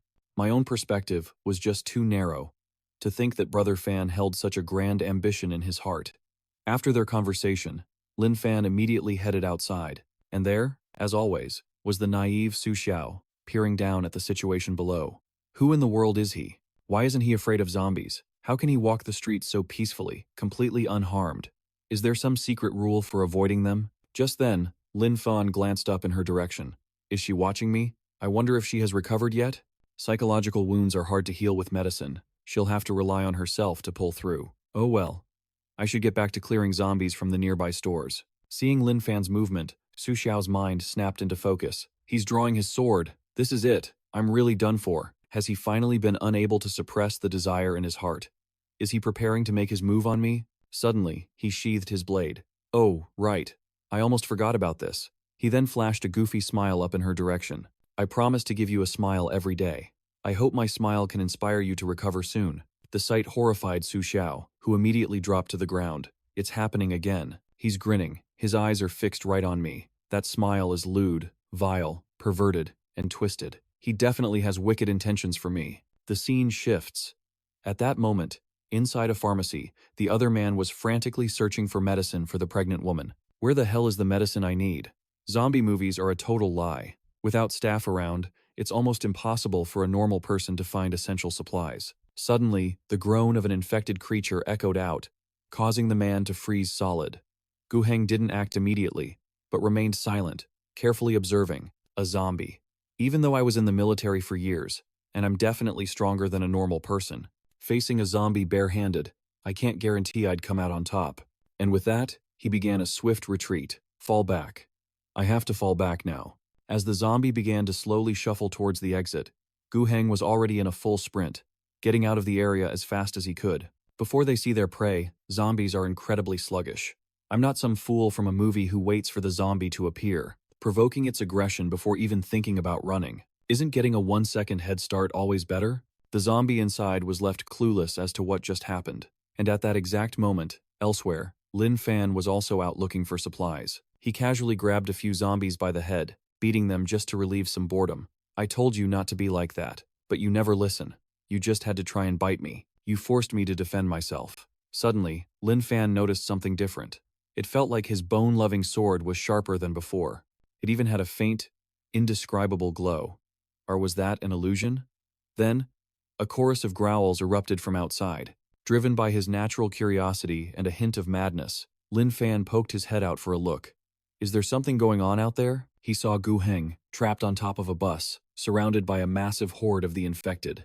The man cried a little on the inside. My luck is the worst. I just barely escaped the zombie in the pharmacy, only to run into a wandering horde on the street. Is this really where I'm going to die? Then, out of nowhere, Lin Fan's clueless voice called out, Hey there!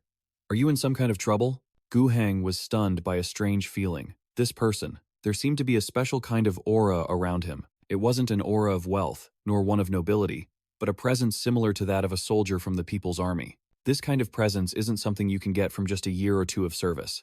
It's the confident, resourceful air that comes from being a long-term veteran. The longer one serves in the army, the more pronounced this aura becomes.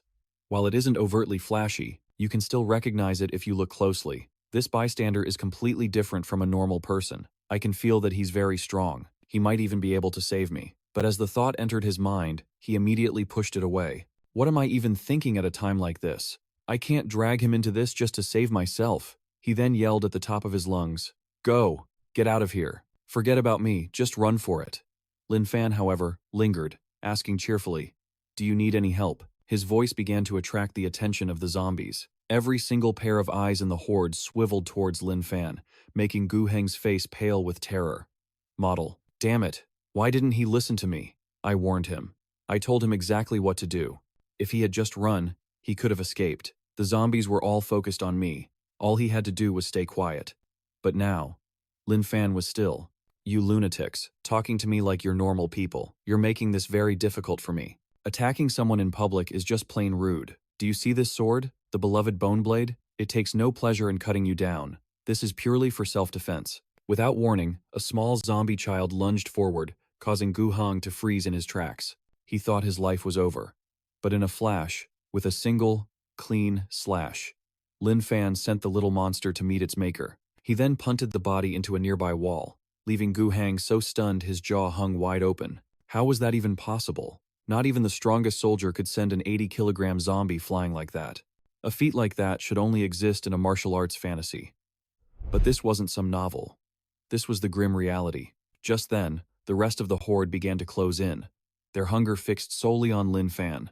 He spoke with an icy calm. If words cannot deter your violence, then I will have to persuade you with the beloved bone blade in my hand. Hearing this, Gu Heng's jaw nearly hit the floor again. What the hell? What kind of cringy line was that? After a mad frenzy of slaughter, like a butcher in his element, Lin Fan finally sheathed his blade and muttered something bizarre. I've made a mess of the ground again. This is what I hate to see the most. The city's cleaning crew works so hard to keep things tidy. Up above, Gu Heng still couldn't believe his eyes. Holy crap. He actually did it. Is that even possible for a human being? And then, something clicked. Wait a second. One man, one sword. Strolling through the ruined streets alone, Gu Heng suddenly recalled the legendary titles people had given this strange young man. You are the unwithering ivy of Huangxi City, the immortal jester ghost. Lin Fan, looking completely confused, leaped onto the bus to face him directly. Though he didn't understand a word, he cheerfully offered a handshake. Hello there. My name is Lin Fan. What's your name? Gu Heng was still reeling on the roof of the bus. Did this kid really just jump all the way up here in a single bound? Is he even human? Meanwhile, Lin Fan was just as bewildered, though his train of thought was far, far stranger. How odd, he thought. He's staring right at me but won't answer. Could he be deaf? But I'm sure I heard him speak just a moment ago. Maybe he's just hard of hearing? Not mute, right? Just then, the soldier finally spoke. I'm Gu Heng. Lin Fan breathed a sigh of relief. Oh, good. You're not deaf. That makes things much simpler. I'm Lin Fan, and I live in the Sunshine District. The soldier had to ask, How? How did you do all that? Lin Fan looked genuinely confused. Do all what? Gu Heng clarified, his voice still trembling. How did you take care of that entire horde so easily? Lin Fan proudly held up his sword. Oh, that's simple. See this replica? It's a divine weapon from the demon god's world of magic. A super powerful ghostly demon sword. Gu Hang was too mentally exhausted to even respond to that. He decided to change the subject.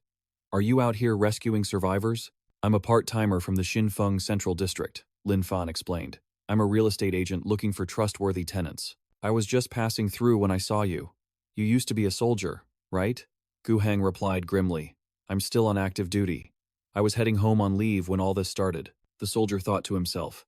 In just this short conversation, I can already tell there's something very off about this powerful, mysterious young man. To be blunt, it seems like he might have a few screws loose. But that's just my own personal assessment. Or maybe that's just how he communicates. While Gu Hang was lost in his own thoughts, Lin Fan made a sudden offer. So, are you interested in moving to the Sunshine District? It's a prime location with full amenities, and the price is an absolute steal. Plus, the current residents are all wonderful people. Gu Hang's face went blank. The Sunshine District. That's not far from here. His mind raced. Does he mean there are other survivors there? It would make sense. Judging by his gear, he must have found a safe zone. It seems he's not a bad guy after all. Without another thought, he nodded eagerly. I'll take it. I'll rent it. Then he made a request. I have a few other survivors with me. If it's okay, I'd like to go back and get them first. Lin Fan shrugged nonchalantly. Sure, no problem at all. A moment later, Gu Hang emerged from a nearby building, leading a pregnant woman. Lin Fan, we're back. Lin Fan looked at the woman with curiosity. Is this your wife? He asked. The soldier shook his head. No, her name is Yang Hui. We're just a group of survivors who found each other when the world fell apart. Hearing this, Lin Fan asked cautiously, So, where's her husband? Yang Hui's reply was blunt and chilling. He's dead. The stark reply made Lin Fan pull Gu Hang aside. What's the full story here? He whispered. The soldier cleared his throat awkwardly before answering. It all started earlier today when I left our shelter to find medicine. Not long after I left, Yang Hui and the others ran into another group of survivors. They seemed well equipped, and when they saw our group asking for help, they actually came to their aid. In this world, sticking together is the best way to survive. But who would have known? The moment that group saw a pregnant woman among them, they immediately backed out, stating bluntly that they don't take women. Going to go through with this. If you want to leave, then you can go alone. I could almost understand the other three men leaving. But I never imagined that Yang Hui's husband would abandon her too, without a single thought for his pregnant wife. So when I returned, only Yang Hui was left. Lin Fan, you don't think a pregnant woman is a burden, do you? Lin Fan just smiled cheerfully and replied, Of course not. You're both my guests. Gu Hang breathed a sigh of relief. It seemed even after being betrayed by her husband, Yang Hui had found a stroke of luck in this cruel world. Suddenly, she cried out, clutching her stomach and gritting her. Gu Hang realized with a jolt. No way. Is she going into labor? Just then, Liang Yan rushed out from the apartment building shouting, Let me see what's going on. Gu Hang spoke in a low, respectful tone, but Liang Yan was already in motion, urging them, Get her inside a room, now. Lin Fan tried to reassure him. Don't worry, she's an experienced military doctor. With her skills, she'll know what to do. A moment later, she emerged from the room with a few tools prepared. Her cervix has started to dilate. She's going into labor. The conditions here are terrible, and we lack the proper equipment. This is extremely dangerous. All of you men, stay out of here. Li Mei, Yan Riri. I'm going to need your help. You'll assist me and Dr. Liang. All we can do now is risk it all. The moment he heard this, Lin Fan swiftly drew his sword. The danger of a home birth is immense. You can prepare for 1,000 things, but it's the one thing you don't expect that gets you. Giving birth is like walking through the gates of hell. If something goes wrong, her life is on the line. Seeing him leave, Mr. Wang couldn't help but ask, Little Fan, where are you going? He gave a faint smile. Childbirth is painful. She'll need to scream to have the strength to push. I'm going to stand guard at the front gate. Just tell her it's okay. Tell her to scream as loud as she needs to. I can hold the gate. But Gu Hang tried to stop him. That's incredibly dangerous. We could move her somewhere else, a more secluded spot. But he just said that the danger didn't matter. A great general once said, We must fight to secure enough time for a child to be born. I'll guard the gate. As long as I can create a safe environment for her, that's all that matters. We are living in the apocalypse. We are living in the apocalypse, desperately looking for a glimmer of hope. That hope could very well be us. He gestured to the two youngest girls in the group. It could be her, or that little girl, or that newborn baby. Hope is something we create together, for the sake of our children.